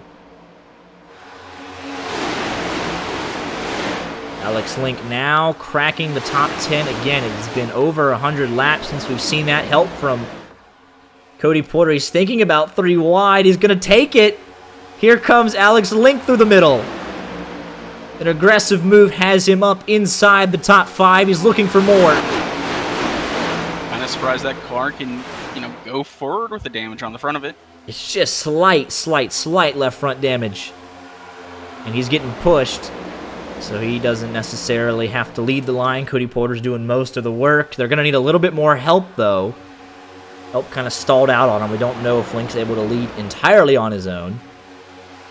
But he had a heck of a run there. He's still inside the top 10. He's got a shot, though. And that's really all he's concerned about at the moment. Zach Scare's just texting and driving casually, sitting there in 21st. Go CMS. Dylan Dreiling, he's been up front all afternoon, but this is the first time he's led, I believe. In that 83 machine. With help from his teammate. Got teammates on the outside line as well. 29 and the 45, 51, whatever you want to call him. He registered as a 51, chose a paint scheme at the 45. It's fine. We know who he is. He's been up front all night long. Jarrett Talmadge in the K1 Speed 91 machine. Teammates dropping down. So that's 4 teammates hooked up on 2 different teams on the inside.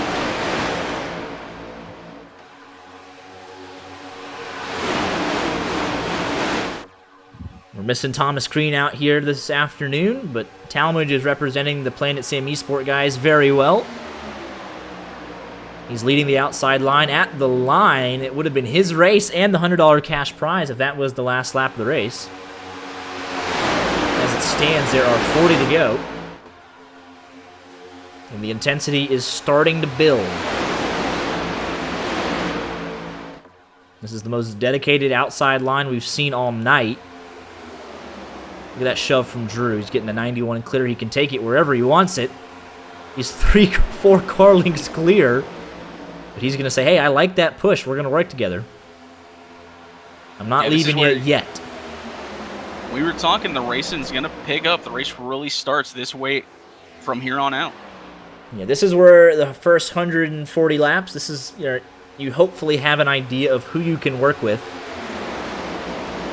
And if not, you better figure it out fast. 22 cars, and they're all competitive cars. Even Daniel Pendergrass, he's the first car 1 lap down. So that's 23 cars that are all keeping with this main pack. So if he can get back on the lead lap, it'll be 23 to beat. Jacob Thornton has finally lost the pack, so that could spell disaster for him if they don't wreck here soon.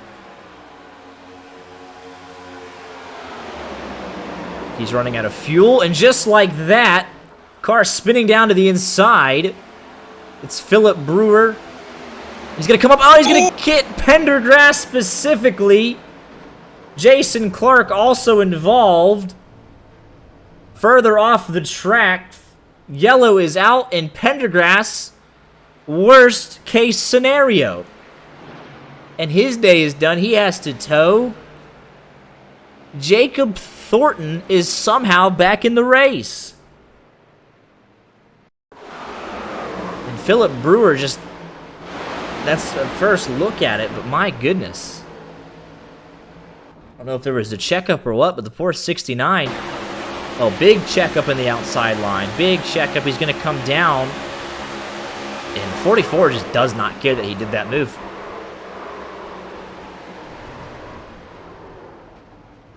It's, yeah, 69 just wants to get down, doesn't want to run over Randy, and there was zero need to do that, if I'm being completely honest.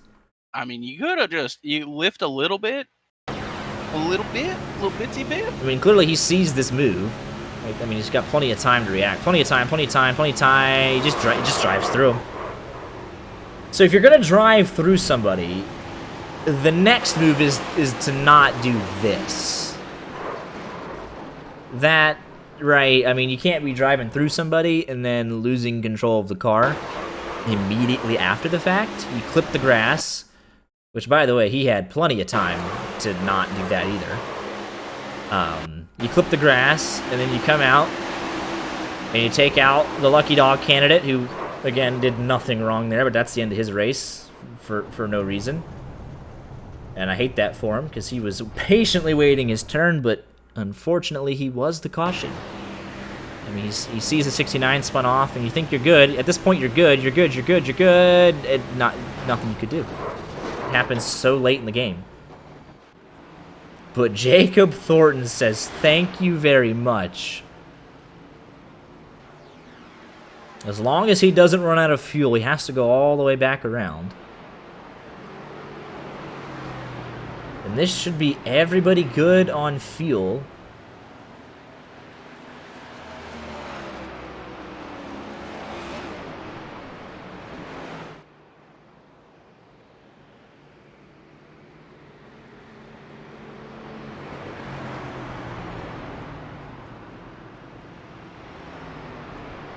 That was a wreck that probably didn't need to happen.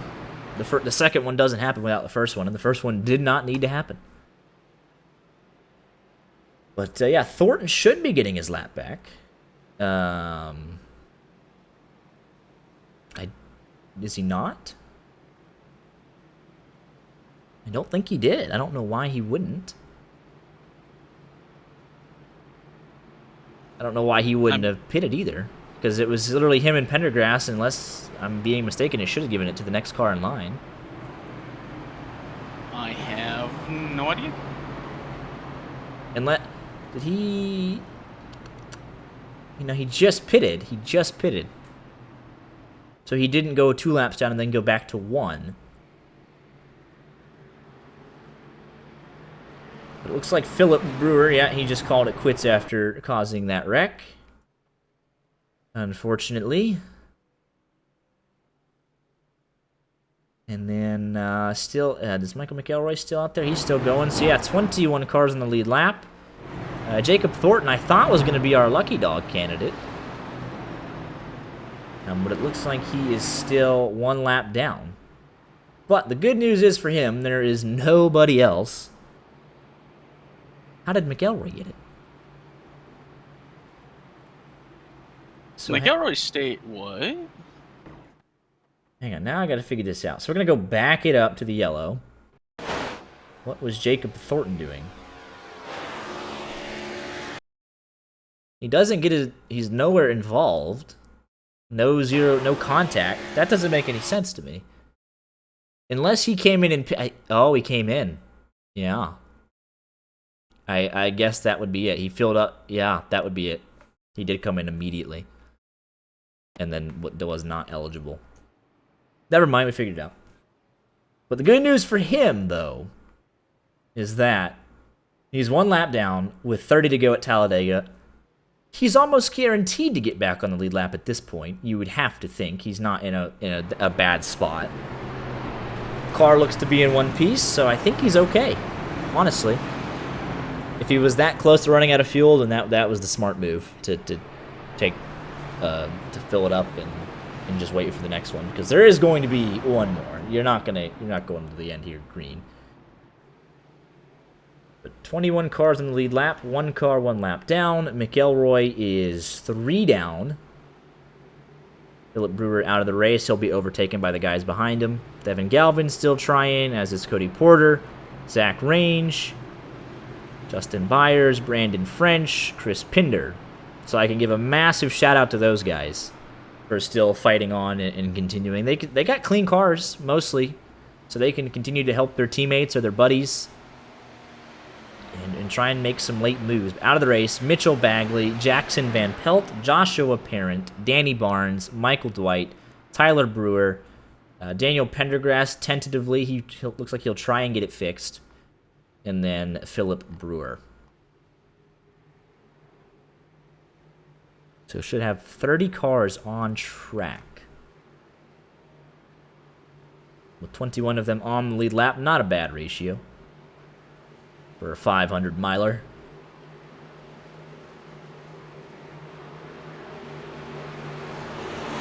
It'll be Drew Giroir and Jarrett Talmadge leading us back to the green flag. We are underway. Big jump for that inside line, those first 2 cars. Actually, both go up to the high side. And the inside line is non-existent. It's back to Dylan Dreiling. So they're going to have to get reformed. High side has come into play here in the closing stages of this race. Randy Arms thinking about 3 wide, and he is there. Nobody going with him, though.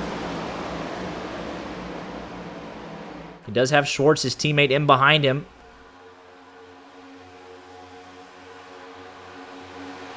Jacob Thornton, he's hanging out at the back of the pack. That's the smart strategy. Because we saw with Daniel Pendergrass, you do not want to be involved in a wreck. You get yourself a silly little 2X or 1X off track and end up not getting it.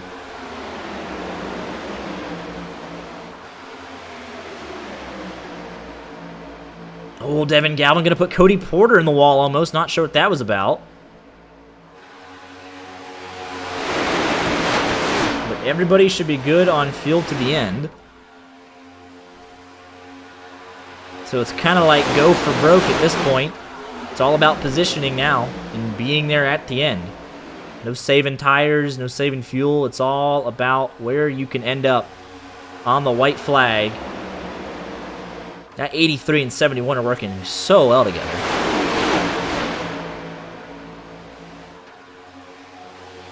It's almost like they're heat. I know, but they have been pretty much stuck together the entire time, one way or another. And you see who's coming around the outside, though? Yeah, that's Alex Link again, cracking the top 10. Does not have enough help in that third line yet, but there goes Randy Arms. That's a clean car working with him. I don't know if Link can lead the line by himself, unfortunately. He's getting pretty close to being able to do so, but take a look here. Well, Link actually looks like he got more damage fixed, so never mind. That left front looking okay. And they are making it work. So here comes Alex Link, leading that third line. This is the longest we've seen a third line.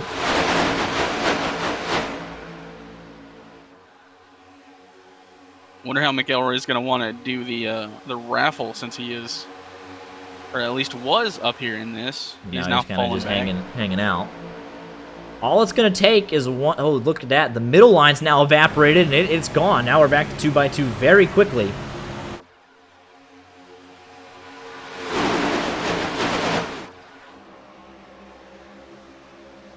Yeah, the couple guys in the middle line wanted to pick up the run from the top side, and Drew picked up the run from the bottom side. So that line evaporated, but now it's back again, the 96, with a heck of a shove from Cody Porter.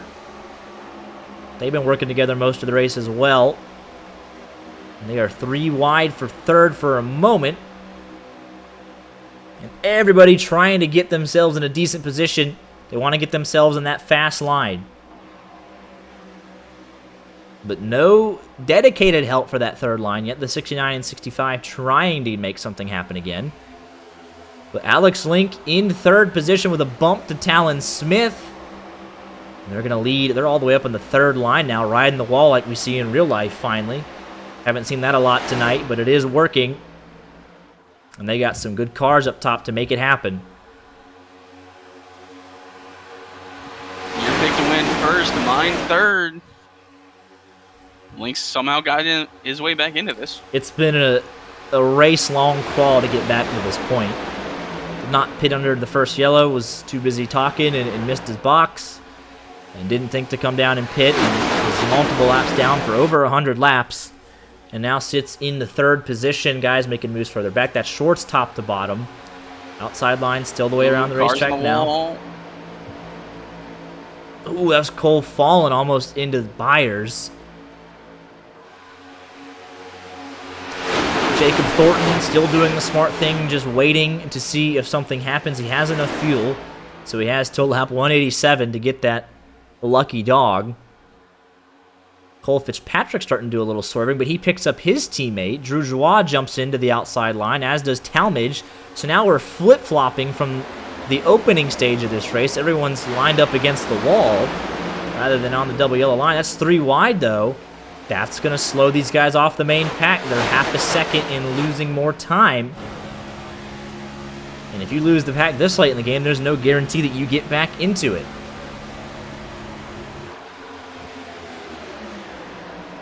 So yes, while you want to position yourselves, you got to somewhat work together to make sure that you have a seat at the table. Yeah, well, we're on lap 160. You know what that means. It's time for the final raffle of the afternoon. Michael McElroy, who's winning the 64 gigabytes of RAM from Trinity PC? Hold on, let me get out of turn 2 first. Pinder's pushing the heck out of me. We have a battle for the lead. Link with Cody Porter trying to go for it on the bottom. All right, while you guys are talking, I'm going to spin the wheel. That's Drew Joie, 3 wide. McQuiggan going to try and pick him up. It's a late block, and he almost gets turned for it. Talon Smith hung out to dry. McQuiggan leaving his teammate. Not unsurprising from him. See what happened to Crew Motorsports. Crew Racing, I should say. Oh, we got multiple cars in the wall in that third lane. They are okay for now. But now it's 3x3. Who's the winner? What's crazy is it was so close to the line where Jonathan Dolly almost won. Almost won his own Ram. Oh, we got cars going around, Caution! Sean Petchin, I believe that is Joe Swanson, Keith Fallen, Jacob Thornton. Welcome back to the lead lap. Let's take a look at what happened. Corbin said McQuiggan will leave his mom stranded on the highway. All right, you guys ready for the winner? Yes, we are. Well, right, as you're rewinding the tape there, the winner of the Ram is going to be Joe Swanson. Hey, look at that. Just involved in the wreck, but he gets some Ram to make up for it. I swear to you, it's not staged at all. I can send you a screenshot of the wheel. Oh my goodness. Well, let's take a look here. We had cars in the wall. Turn 4. And a couple turns later, exited turn 2. It looks like it's just a massive checkup. And that's Andrew Tenold that kind of kicks that off. But congratulations to Joe Swanson. Tenold's going to come up. Into Dreiling. Puts Dreiling in the wall. He's going to get turned. Sean, nowhere to go. The 21 down into the 71. And I think everybody's okay. The big question I don't think Jacob, oh, he was there, but he did not hit anybody. That is the lucky dog for this 11 machine. He's been also laps down for over 100 laps. And he finally gets there. I think DS Motorsports has to be one of the luckiest teams. Dylan Dreiling won the ARS giveaway. And then Trinity PC giveaway goes to Joe Swanson. So 100% of their team walking away with something. 64 gigabytes of RAM. That is pretty good right there. It's a great deal. Just double what I got. As is mine. But guys at the back of the pack just involved in that most recent caution are obviously going to come in, fix any damage. And if they have a set of tires left, they should. They had 6 total. They'll take a set of tires and make sure they're good for a green-white checkered. And there goes Jacob Thornton around once he crosses the line.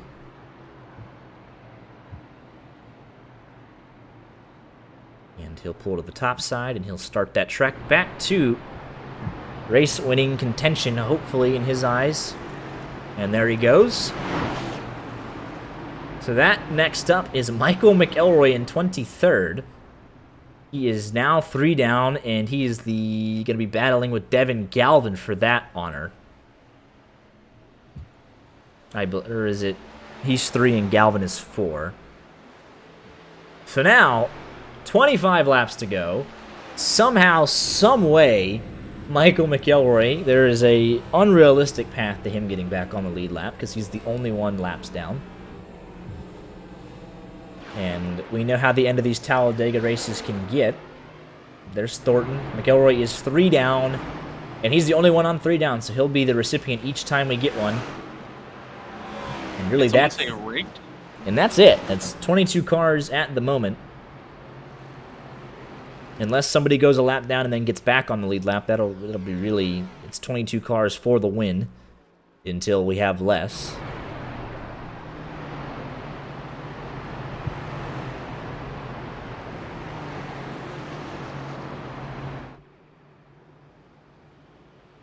Everybody 15th and up stayed out. They're good on fuel.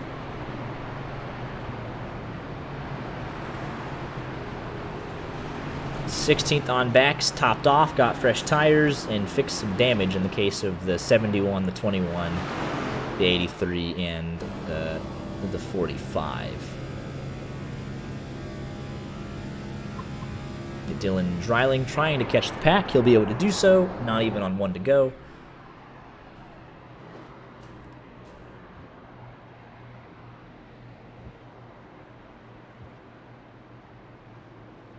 No more raffles. I'm kind of sad.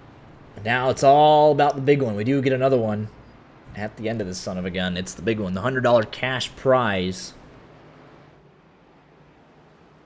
To be used for anything. You get a BarkBox subscription. You could get Dude Wipes care package. You could get some RAM. You could get whatever you want with the $100. That's the beauty of cash.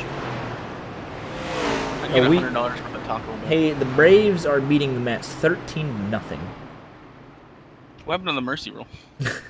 Lol Mets. Lol Mets.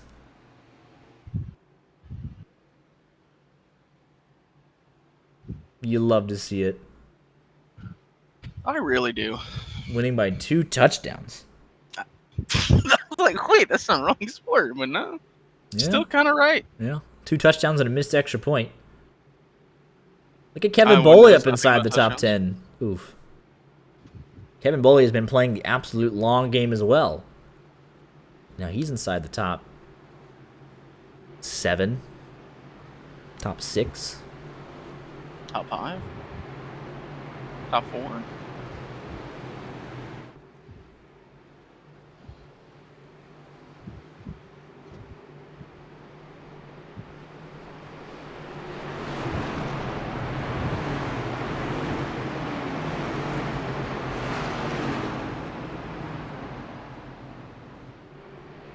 .24 to go at the restart.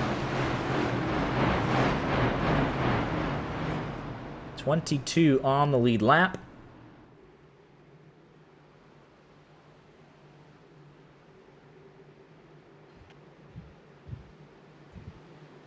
Pace car makes that gradual left-hand turn down pit road. And it will be in control of Joshua McQuiggan as he enters the Geico restart zone. See how he can do now that he is separated from his teammate. Look at that 4-car line on the outside. They're hooked up pretty much nose to tail. They didn't get the best restart, but they are hooked up. Daniel Pendergrass leaving pit road finally after 18 minutes of repairs.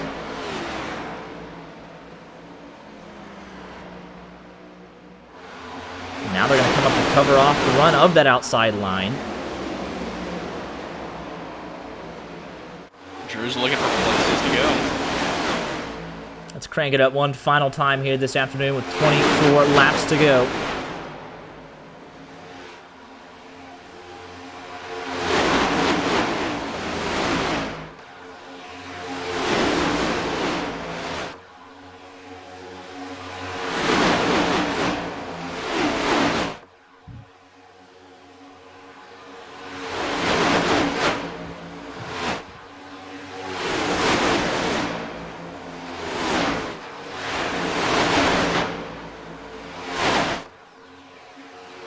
It looks like something happened to Andrew Tenold further back. He's now the last car on the lead lap, and he's going to get spun down the back straightaway.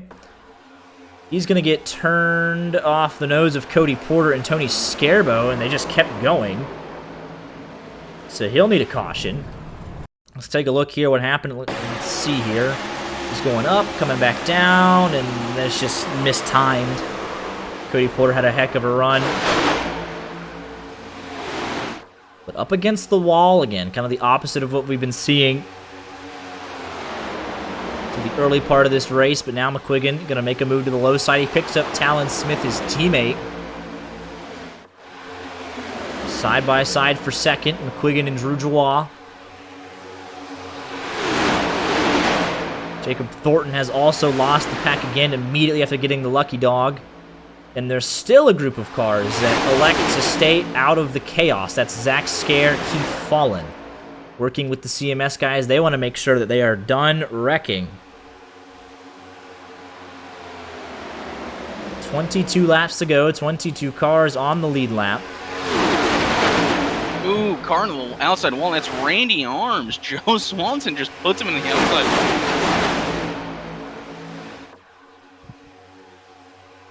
And now Arms trying to push Dylan Dreiling. Yeah, but this is a dedicated move here. Zach Scare, Keith Fallen. They're back there just trying to stay out of harm's way. Working with some of the lap down cars.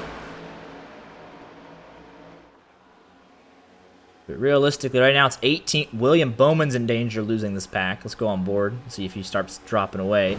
It's 5.5 tenths, but they're getting squirrely there. He's following the draft. He's trying to pick him up. He should pick up Scarbo just fine. But now the issue is Kevin Boley with that move has lost them the pack. So it's a top 14 now. Kevin Boley was a little loose halfway down the back straightaway, and now these guys are going to have to get reformed and quickly. And Schwartz is going to have to be careful not to lose this pack with a checkup. And that was a pretty big checkup there, and they are beating and banging off each other in turn number 1. Yeah, Schwartz says, let me go ahead and get some cars behind me just in case. So if you're the 83 and the 23, just got to be careful. There's some checkups happening. You can't get caught out by it and lose the pack. There is no guarantee that they will wreck again. It's highly likely at Talladega with $100 on the line. And they're doing it right now. This could be really ugly. Second half of the lead, Pat. We got cars coming back up the racetrack. Caution is out. That saves Thornton and Tenold. Michael McElroy is now 2 laps down. McQuiggan, I believe, was the one to kind of get started. They were already all over the place. And let's take a look here. Down the back straightaway, Cody Porter. No, that's just 3 cars stuck to each other right there. I believe the 45 is going to end up turning the 04 down into McQuiggan. That is some aggressive side drafting, though. I mean, the 45 is in that lane. It's going to turn the 04 down into McQuiggan. They're stuck, separated, beating and banging. McQuiggan gets turned back up the racetrack. Cody Porter. Joe Swanson about gets turned. 21's going to get into the wall. That might be McQuiggan's day done. He just kept wrecking and wrecking and wrecking. Here's Jason Clark. He's going to get turned by Cole Fitzpatrick. Nothing inadvertent and intentional there. Randy Arms catches a piece. And the second group does a nice job to avoid it. 21 machine. Seth Petchin. Sean Petchin, excuse me. I'm thinking of 2 different people. He kind of drives through here a little bit aggressively. He's going to get into the back of Cole and then sends Cody around. And then finally gets McQuiggan, so that probably could have been a little better execution of the brakes there, I would imagine. Yeah, and McQuiggan jumped to pit lane, as did Sean Petchin. So that... Let's go on board here. It's kind of like, at that point, if you're going to tow that late in the race, I understand the wrecking all around you, but you drive through 1, 2... There wasn't a whole lot of braking going on there, and you drive through 3 cars in the end of that thing. So I don't understand the necessity of that. But I hate it for McQuiggan, but that's some heavy hitters taken out in that one. Man's sad because his pick to win. Yeah. Out of it. Well, if the suspension was broke on the first hit, then that kind of explains it, but it's unfortunate. It didn't look like the first hit should have broken the suspension, but that's unfortunate that it did. It was not that bad. So it looks like the top 18 are guaranteed good. Jason Clark should just need new tires. Kevin Boley should be fine. He's just fixing some damage, but obviously we know the 21 and the 29 will most likely be out of it. And Michael McElroy should now be 2 laps down at the end of this thing. And he's got a little bit of time left. Hoping somehow, some way,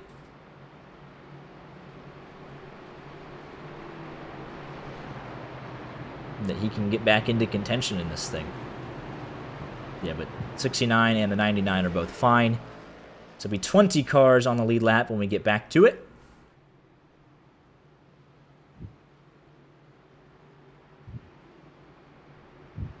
Someone just asked, is the 21 taken?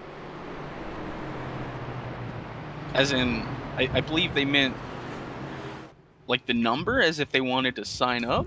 Ah. We are 171 laps into this. How did Mike not get the lucky dog there? Who got the lucky dog? There was nobody a lap down. I don't understand how it works. That unless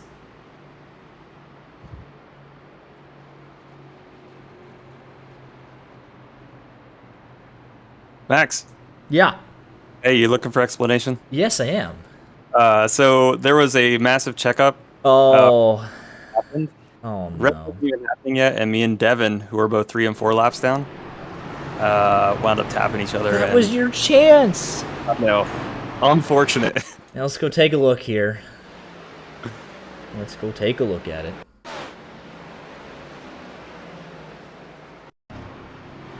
Alrighty, Michael McElroy and Devin Galvin.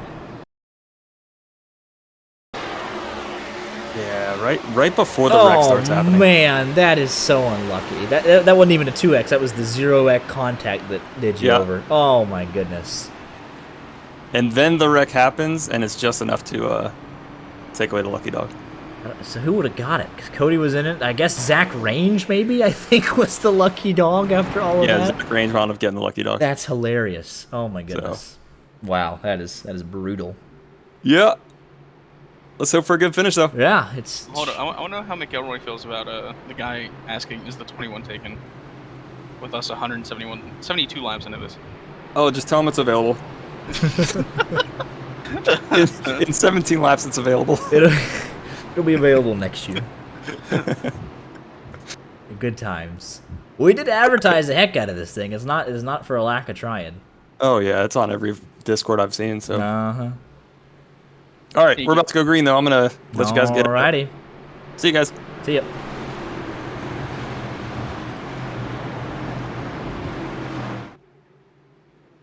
So let's see here. With 17 laps to go, McElroy's still 3 laps down, 20 cars on the lead lap. I mean, it's very slim. But if I'm him, you just leave the pack, right? You know what I mean? Yeah. Because there's 17 laps to go. If they lap you again, it doesn't really matter. So just leave the pack and hope they wreck 3 times. But that's really his only shot. But 20 cars, and most of them should be good. In terms of competitiveness...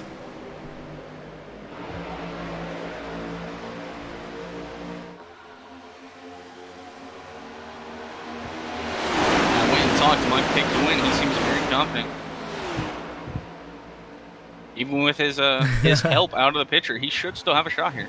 Yeah, he's sitting 3rd right now, trying to get up and block the outside line. Not able to do so. Looks like we got some cloud cover over Talladega for the first time this afternoon. Dark here. Talladega does not have lights, but they started at 10 in the morning Talladega time. Plenty of time to finish this thing. Not a lot of time to make your move, so we got Joe Swanson back into the thick of it. Ryan Tiller says it's time to go. Zach Scare, top 5, first time all afternoon.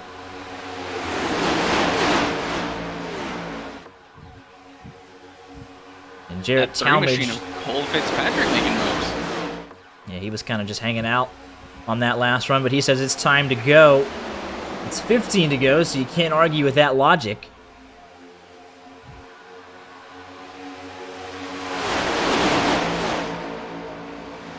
And we are 3 by 3, about 4 rows on back. The first 3, though, are clear single file. They can take it wherever they want it.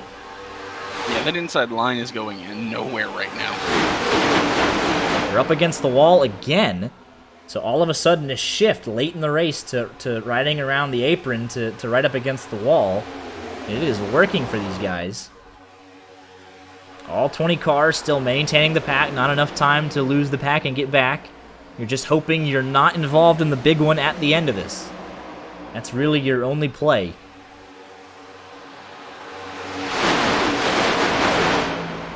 And now that we see you guys up against the wall, it's a lot different. The inside line's not established, so if you take that move, if you go all the way back outside the top 15, you got to know that someone's coming with you.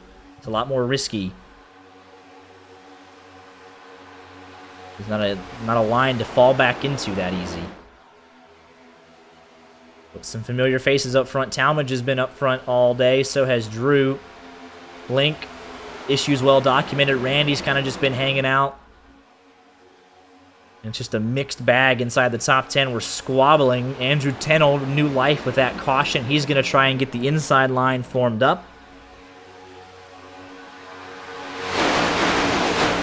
13 laps to go. Ryan Tiller going to jump down and pick up Tenold and Schwartz. Those are his loose teammates. 69 almost in the wall. It is Jarrett Talmadge. When it gets like this, you do not want to be the leader. You want to be the one on the last lap, right or wrong, to be the aggressor. You want to be the one making the move. You don't want to have to be blocking 3 different lanes and however many different cars. You know, because you don't know what they're going to do. If you're the one making the move, you say, all right, I'm lined up in second, I'm going to the bottom, and here's when I'm going to do it and how. But I think being in second or third, especially when it's single file, if you have one person go with you, you kind of just steamroll right around the leader.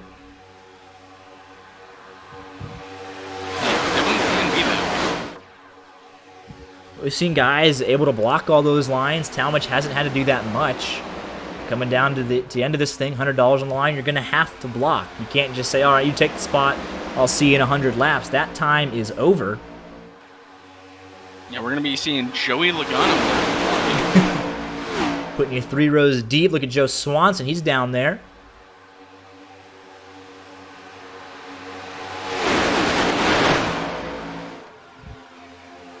Who's going to blink first? Still, in terms of you have to make the move, you have, 9 or so laps. You don't have to do anything yet. But, I mean, it's not a lot of time. See, there's back to Link, single file. They're side by side. That is about 7th on back, and a little bit of check up there. On the inside, 3x3, Zach scaring the wall. Thornton has to check up. That's not what you want when you're at the back of these packs. We're 3 wide. There's Tenold in the middle. Let's go on board here with Jacob Thornton.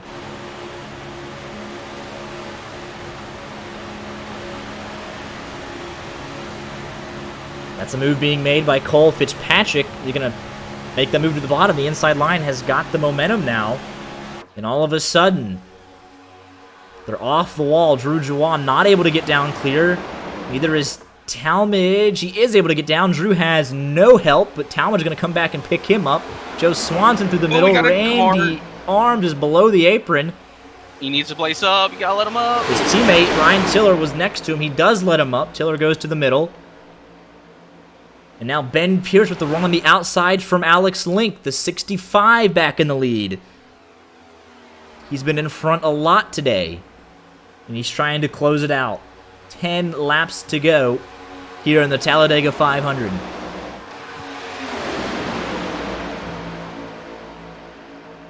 Middle line not really there anymore. Drew's going to have to make a decision if he wants to pick up the bottom or if he's just going to keep pushing Talmadge.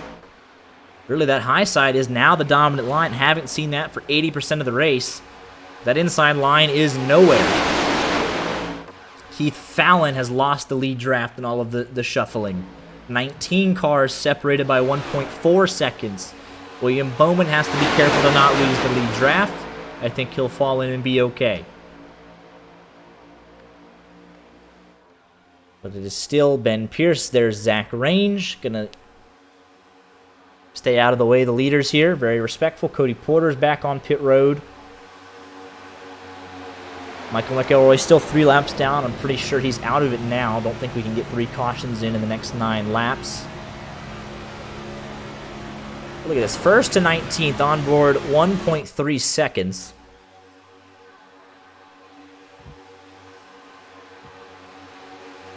Back to 3 wide here for 5th place. And who's going to be the first to break out of that 3 wide? Who's going to be able to make the move and not be impeded by the other lanes? It might be Jonathan Dolly. He's got no one to his inside. His teammates hooked up behind him.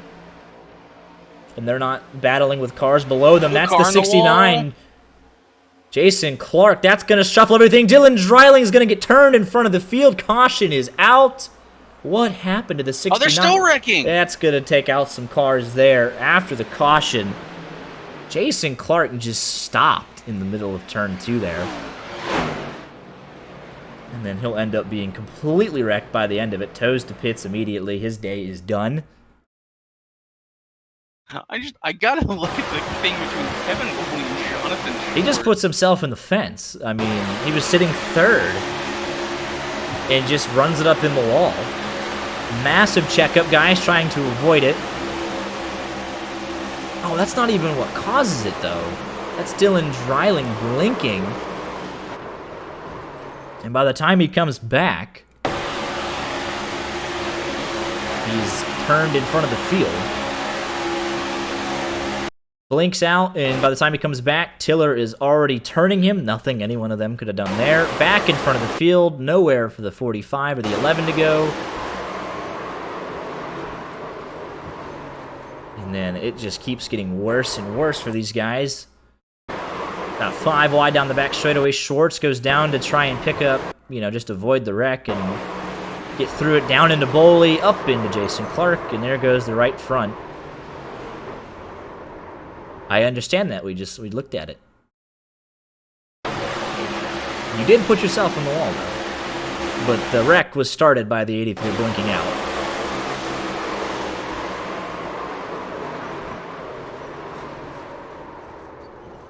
But you would have been fine, but there's just so much going on.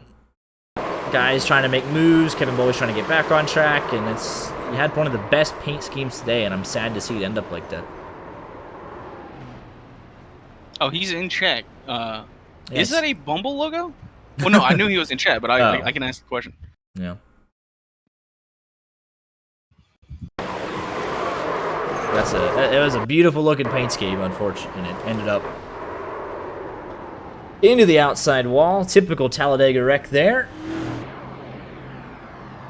And that took out a lot of cars.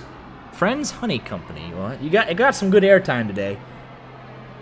It really did. I was rooting for you.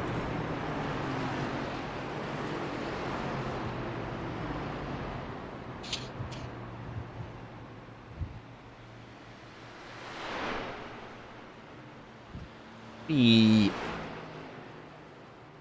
4 laps to go on the restart. How many competitive cars do we have left? Michael McElroy finally gets that lucky dog. He'll be 2 laps down. And if they wreck, and then I'm trying to think. Yeah, no, I think he's out of time. Because the next wreck should get us to the green light checkered. So he could finish 1 lap down, but it'd be so close. Appreciate you coming out, Jason. You did pretty good all afternoon, and just unfortunate ending there. But I appreciate you coming out and racing with us. Would love to have you in ARS in the next up series. Definitely appreciate you coming out. Yeah, I believe the next up series runs on Wednesday nights. Broadcasted over on Race Affinity, also on Twitch. So, or do we get back with 5 to go? Because if it's 5 to go, we could theoretically get 2 cautions in. Yeah, McQuiggan, you were done in by some tough netcode, unfortunately. But nobody's pitting. Everyone should be fine on fuel. The guys on 151 will be just a little,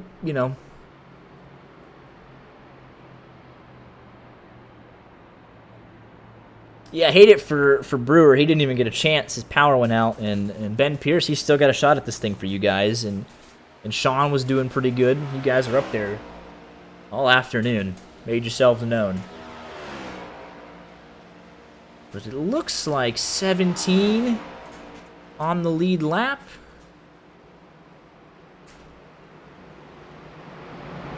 Yeah, Jacob Thornton Schwartz did not make it back out. So it'll be 17 on the lead lap.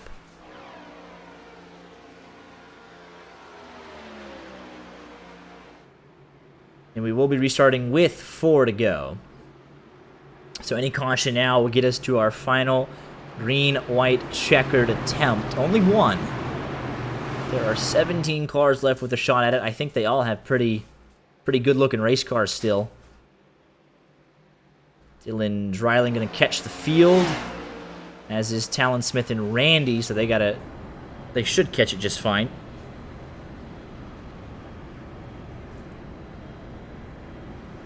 Down the back straightaway. I'm looking at that outside line. Jonathan Dolly potentially winning back, what he has donated. Yeah, the owner of Trinity PC also races with us, so glad to see him contributing to the prize pool. But if he wins the race, he'll get his money back. Yeah, Kurt Busch paint scheme. William Bowman's still in it. He's been sitting at the back all day, but it's time to go. It's usually his MO, and it's worked out. He's got a chance here with 4 to go.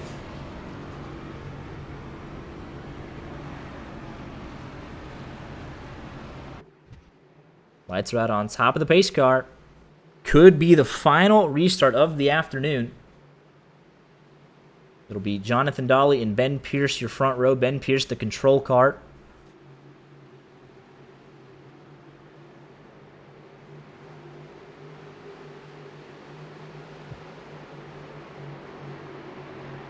65 will enter the Geico restart zone, and we are underway. Huge checkup in both lines. Oh, we're already 3 wide. Ryan Tiller might end up with a penalty there for passing underneath the inside, because Joe Swanson absolutely got checked up there and sent up the hill. We'll wait and see what race control elects to do. Looks like we're going to the top side, though. Alex Link going to lead the inside line with Jarrett Talmadge and Drew Joie. That's a lot of good cars in both lines. Race control cleared his black flag. I'm not sure how I feel about that. I think it's fine, though, because Joe Swanson absolutely got shipped out of the groove. I'm fine with it. Racing deal. We move on. We'll have a good finish. He's actually going to end up working with his teammate here. Jonathan Dolly going to leave Ben Pierce here. That's teammates working together in the middle line. And Jonathan Dolly with 3 laps to go to the race lead. He's going to work with his teammate, not going to try and come down and pick up Alex Link. I think the inside line could have a run down here, down the back straightaway. 3 cars looked up. Joe Swanson going middle 3. Dylan Dreiling almost made it 4. Inside line losing some momentum. But it is Andrew Tenold pushing his teammate. And they're going to have to block all 3 lines. Link going to jump up, bottom to middle, get a shove there. Joe Swanson right back into the fight. He picked up his teammate. And they have a shot at this thing. Cole Fitzpatrick trying to get the outside line organized, though they are dropping back with Ben Pierce and Ryan Tiller. Now the outside line. Almost putting himself in the wall. Oh, it's Dolly with a big block to Jarrett Talmadge. He's not going to be able to cover the spot, though. Talmadge through to the race lead. 2 cars on the inside wall. Joe Swanson, one of them. It stays green. It's going to be 15 cars with a shot at it if they can make it back. Caution's out, by the way. Caution is out. Did they come back up on track? Jacob Thornton now gets the lucky dog again. And let's take a look at what happened to Joe Swanson. That was delayed. That was auto cautions on iRacing, so they did not deem it necessary. Talk with Cody. And he's going to get bumped off. I think that was the 09 with Keith Fallen. It turns Swanson around. But all bets are off now. He's trying to get there. And it was just an accordion effect there. The 09 actually doesn't get into him, but you see there the 45/51 of Talon Smith gives him a shot into the left rear. And around they go, but huge left front damage there. And Cody Porter back onto the track, and that's what's going to bring the caution out. Yeah, I'm going to go talk to him. Just gonna talk to him. That is the final wreck of the night. It gets us to our 1 attempt at a green-white checkered. And if they wreck on the get up to speed lap, that's it. That'll be the race. iRacing auto caution. So Jeffrey Rudick did not start this race.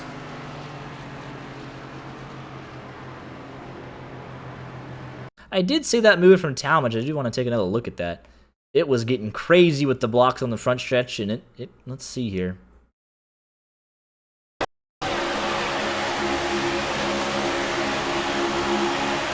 It's got Drew Joie giving him a heck of a shove here.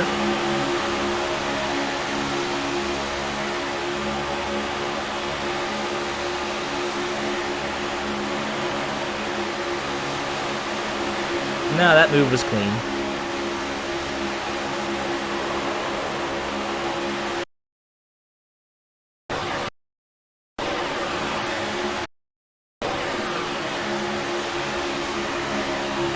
Borderline, but he doesn't pass him until he reestablishes, so that is clean.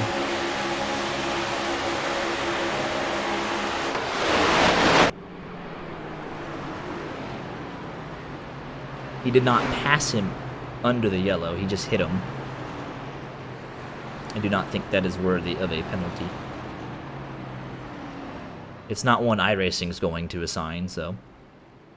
Which I disagree with. I feel like they should have something in place, but that's probably pretty hard to code. I have no idea what you're talking about. Cody Porter said he locked it up, but after the second hit, it broke the suspension. Yeah. Yeah.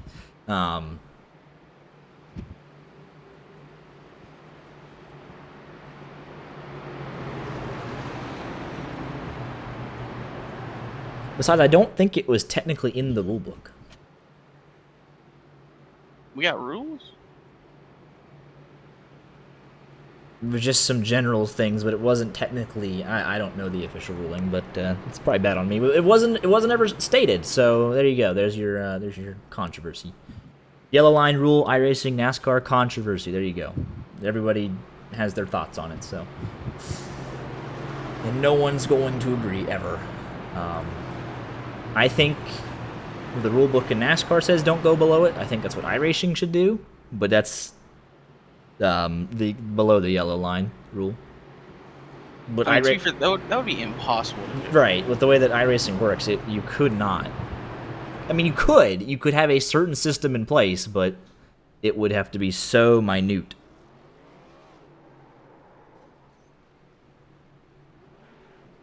Yeah, but even then, you're allowed. I mean, he did not pass him below the yellow. And he had Drew pushing him and Dolly blocking. He could have just drove right through him and wrecked him intentionally, I guess, but I think Talmadge is A-okay.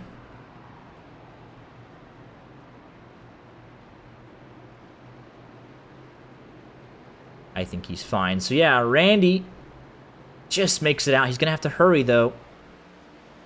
Jacob Thornton gets back on the lead lap. He's the lucky dog. So it'll be 18 cars to settle it for the one green-white checkered. Yeah, Dolly starts third here. He's in a good spot. Tenold's fifth, his teammate. The only issue is we did iRacing auto cautions for the entirety of it, so you can't pick and choose. But I wish we could pick point of no return, because iRacing is so finicky on the get-up-to-speed cautions, and I want to see a green flag finish here. But I understand the choice of the admin team and respect it. I'm just saying, they gotta make it around once for me. Because I think everyone wants a green flag finish here. After putting in 3 hours of work and you want to settle it at the checkered flag. Yeah, we have one attempt. Yeah. But the caution will come out because it's iRacing. First green, white, checkered.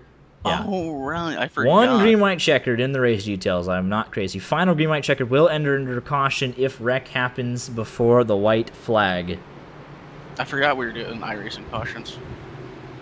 It's in the hands of the drivers right now, so if you're Jarrett Talmadge or Drew, you're hoping you get a good restart, and Kevin Harvick shows up 8 rows back and wrecks the field, but get it to the white, fellas.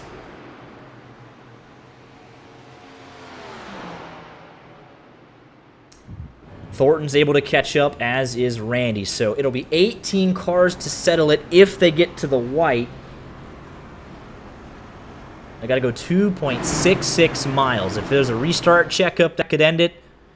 And then obviously getting up to speed and trying to win the race. If you're 5th on back, you have to know that if the caution comes out, you don't get the money. You gotta get to the white, so we'll see. Pace car is off. It's Jarrett Talmadge. And it is Drew Joie on your front row for the final restart of the afternoon. We enter the Geico restart zone, and we are green. It's a decent restart. Talmadge might be too far out in front, though. But I don't think we're going to at least wreck before we get to turn 1. We'll wait till the backstretch to see what kind of shenanigans happen there. Yeah, and a system like this kind of Look at leaves William Bowman. You're going to have to go. You always want to go because you never know what the guys back 10th on are going to do. So you have to go, but they're okay now. Here comes Dolly 3 wide with Tenold there 4 wide, and you just kind of hold your breath. Got to get through 3 and 4. Bowman made the move too early. Tenold almost into his teammate there. Can they make it through? This is the scrap that we're watching. Off of turn number 4. Come on, boys. Get back to the white for me. Oh, Link's getting dragged back. Drelling doesn't have a whole lot of help. I think they're going to do it. Well done. Now you can go. All bets are off. Dylan Dreiling does go off the track. White flag in the air. Race is official. They're 4 and 5 wide. There goes Dolly, Cole Fitzpatrick. These two guys are out too far in front. Kevin Boley with help from Tony Scarbo. They're all wrecking in the back. that are going to have a heck of a run. Kevin Boley's going to take it. No one's going with him yet. Now here comes the help from Scarbo. And the 65 of Ben Pierce. Drew Jawaz he's going to continue to push. He's going to stay in line. Through 3 and 4 for the final time. It's 6 cars to settle it. 7 if Alex Link can somehow pull off a miracle. But it's 3 and 3. Jarrett Talmadge is going to get shipped from Drew Jawaz. And through the trioval for the final time, you got to make your move now. This is for the money. Here comes Drew to the outside. Talmadge going to force him up the track. At the line, Drew Jawaz's going to get it. He timed it perfectly. 4 hundredths of a second. What a finish. He started 3rd and gets it done. For OCM. He absolutely timed that move to perfection. Goes to the high side, able to drag him back. Talmadge gets him a little contact. That's between league mates. Nothing intentional. Just tried to side draft him back, and it didn't change the finish. So well done to Drew Jawaz for holding on, timing that move perfectly. It was a little bit disorganized down the back straightaway. They didn't... Kevin Boley made the move, and no one kind of went with him. So the inside line was really never there. He got up to 2nd, but Scarbo was too far back to do a push. And Ben Pierce goes high, and they kind of lost their momentum from there. Outside line. I mean, Drew was hooked up with him. He got him far out in front on the restart. He gets him far out in front. If nobody behind can make a move, goes up, gets on that right rear quarter panel. And at the line, he will get it done here this afternoon. The winner of the $100 cash prize.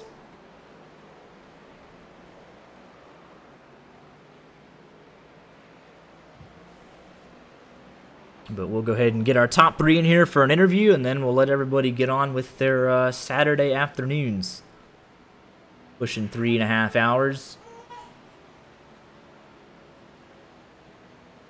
But congratulations to Drew Jawaz. Where'd he go? He's in OCM. All right. Want me to bring him up? Let's go ahead and go live. Here he's going to burn it down with Talmadge. And yeah, we'll go ahead and get him in.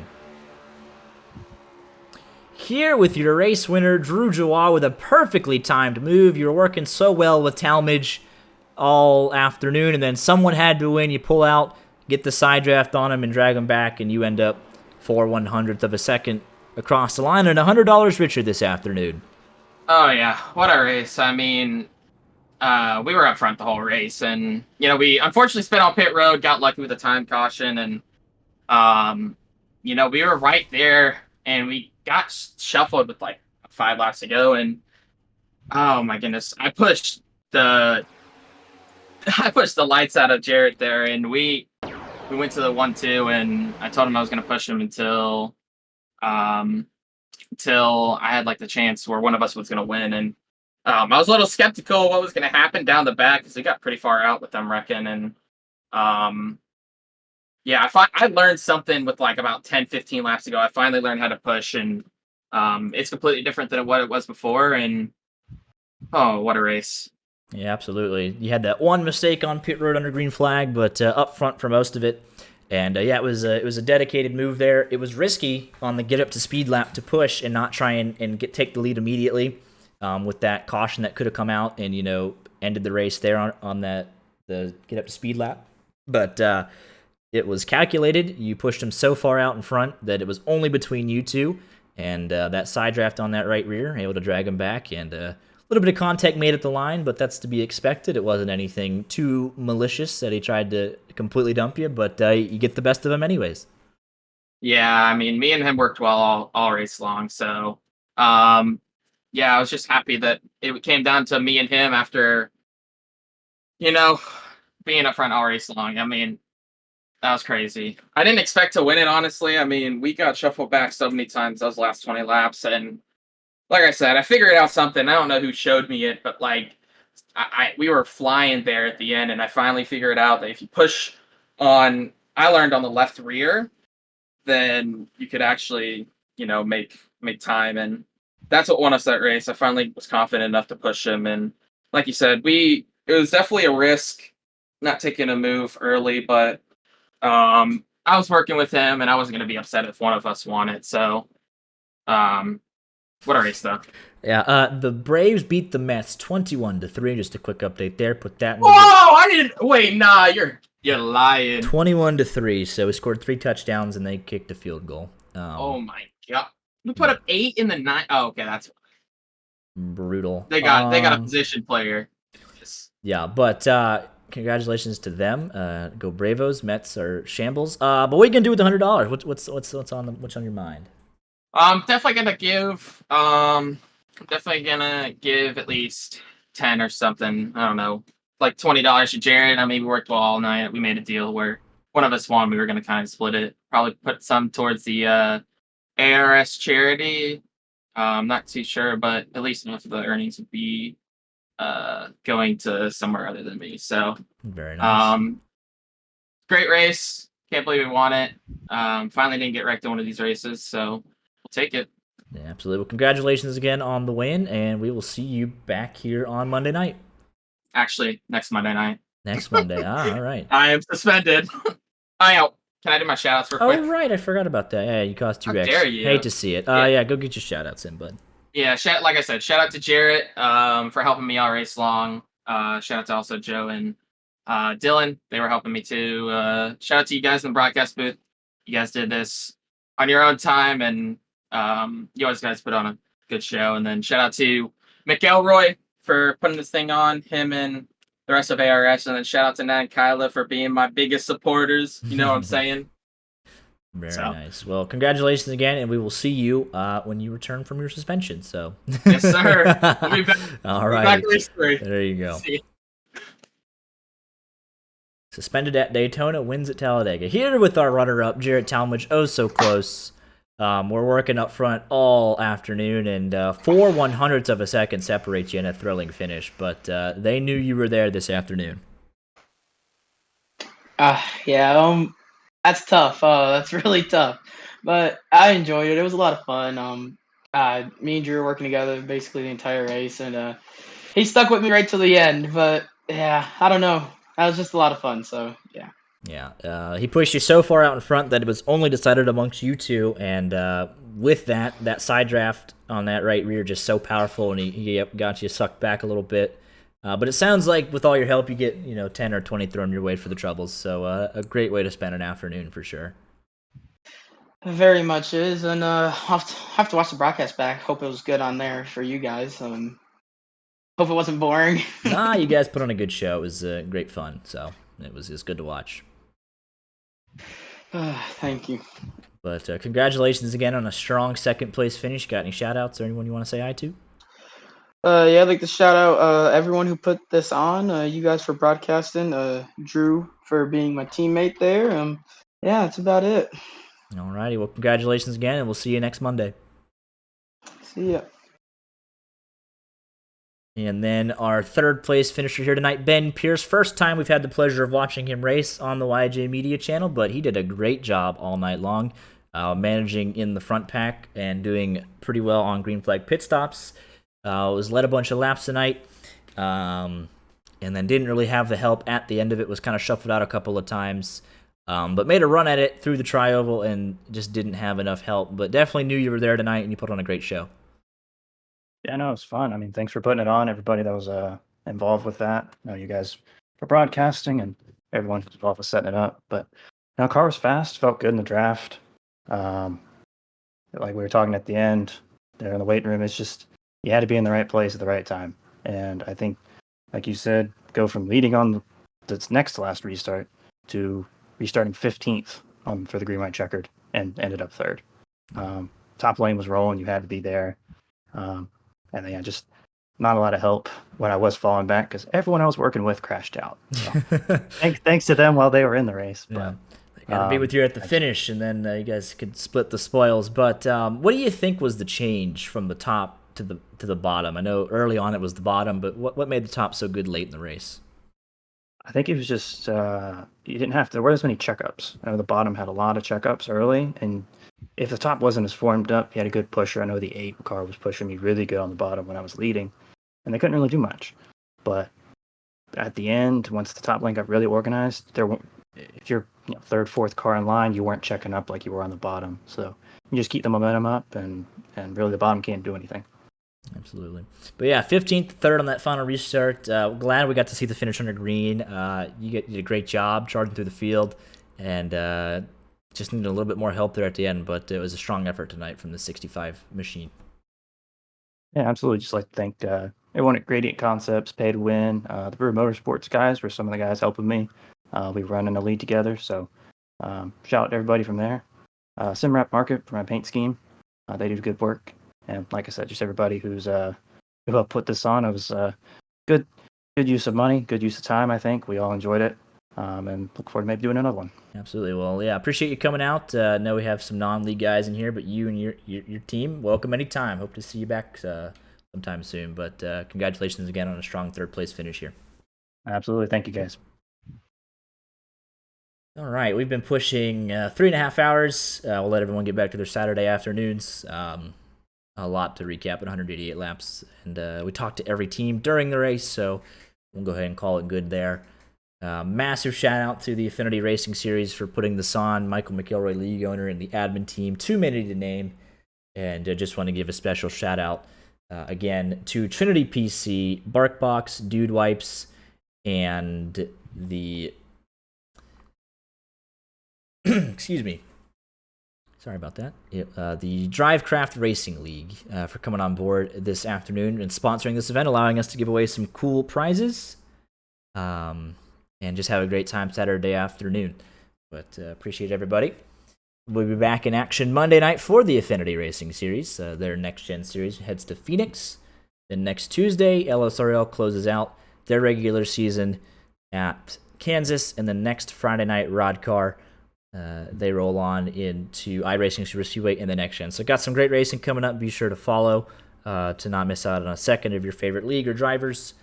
And we appreciate everyone coming out tonight. Let's take one final look at your race results this afternoon, and we'll go ahead and call it good. All right, your final thoughts. I'm tired.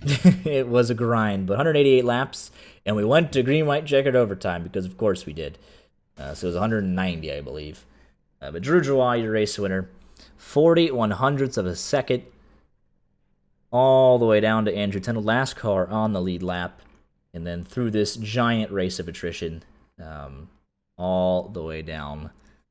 A lot of guys in contention, all the way down to Tyler Brewer, lost power early, but it's a great event, and couldn't be happier to help out. But Michael McElroy's here. What up?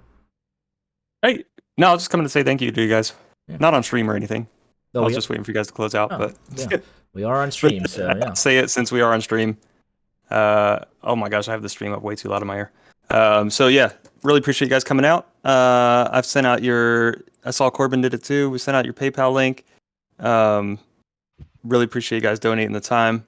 Hopefully you got some crank it ups in there to use the bathroom and stuff. But yeah, man, I really appreciate you guys doing this. And according to race chat and stuff, minus the few squabbles with the wrecks, everybody had a really good time. So I think we'll look forward to doing this again, probably the beginning of the new year. Yeah, absolutely, looking forward to it. Well, yeah, well done, well managed event, and look forward to seeing you guys on Monday night. Yep, we'll see you guys. Yep, take care.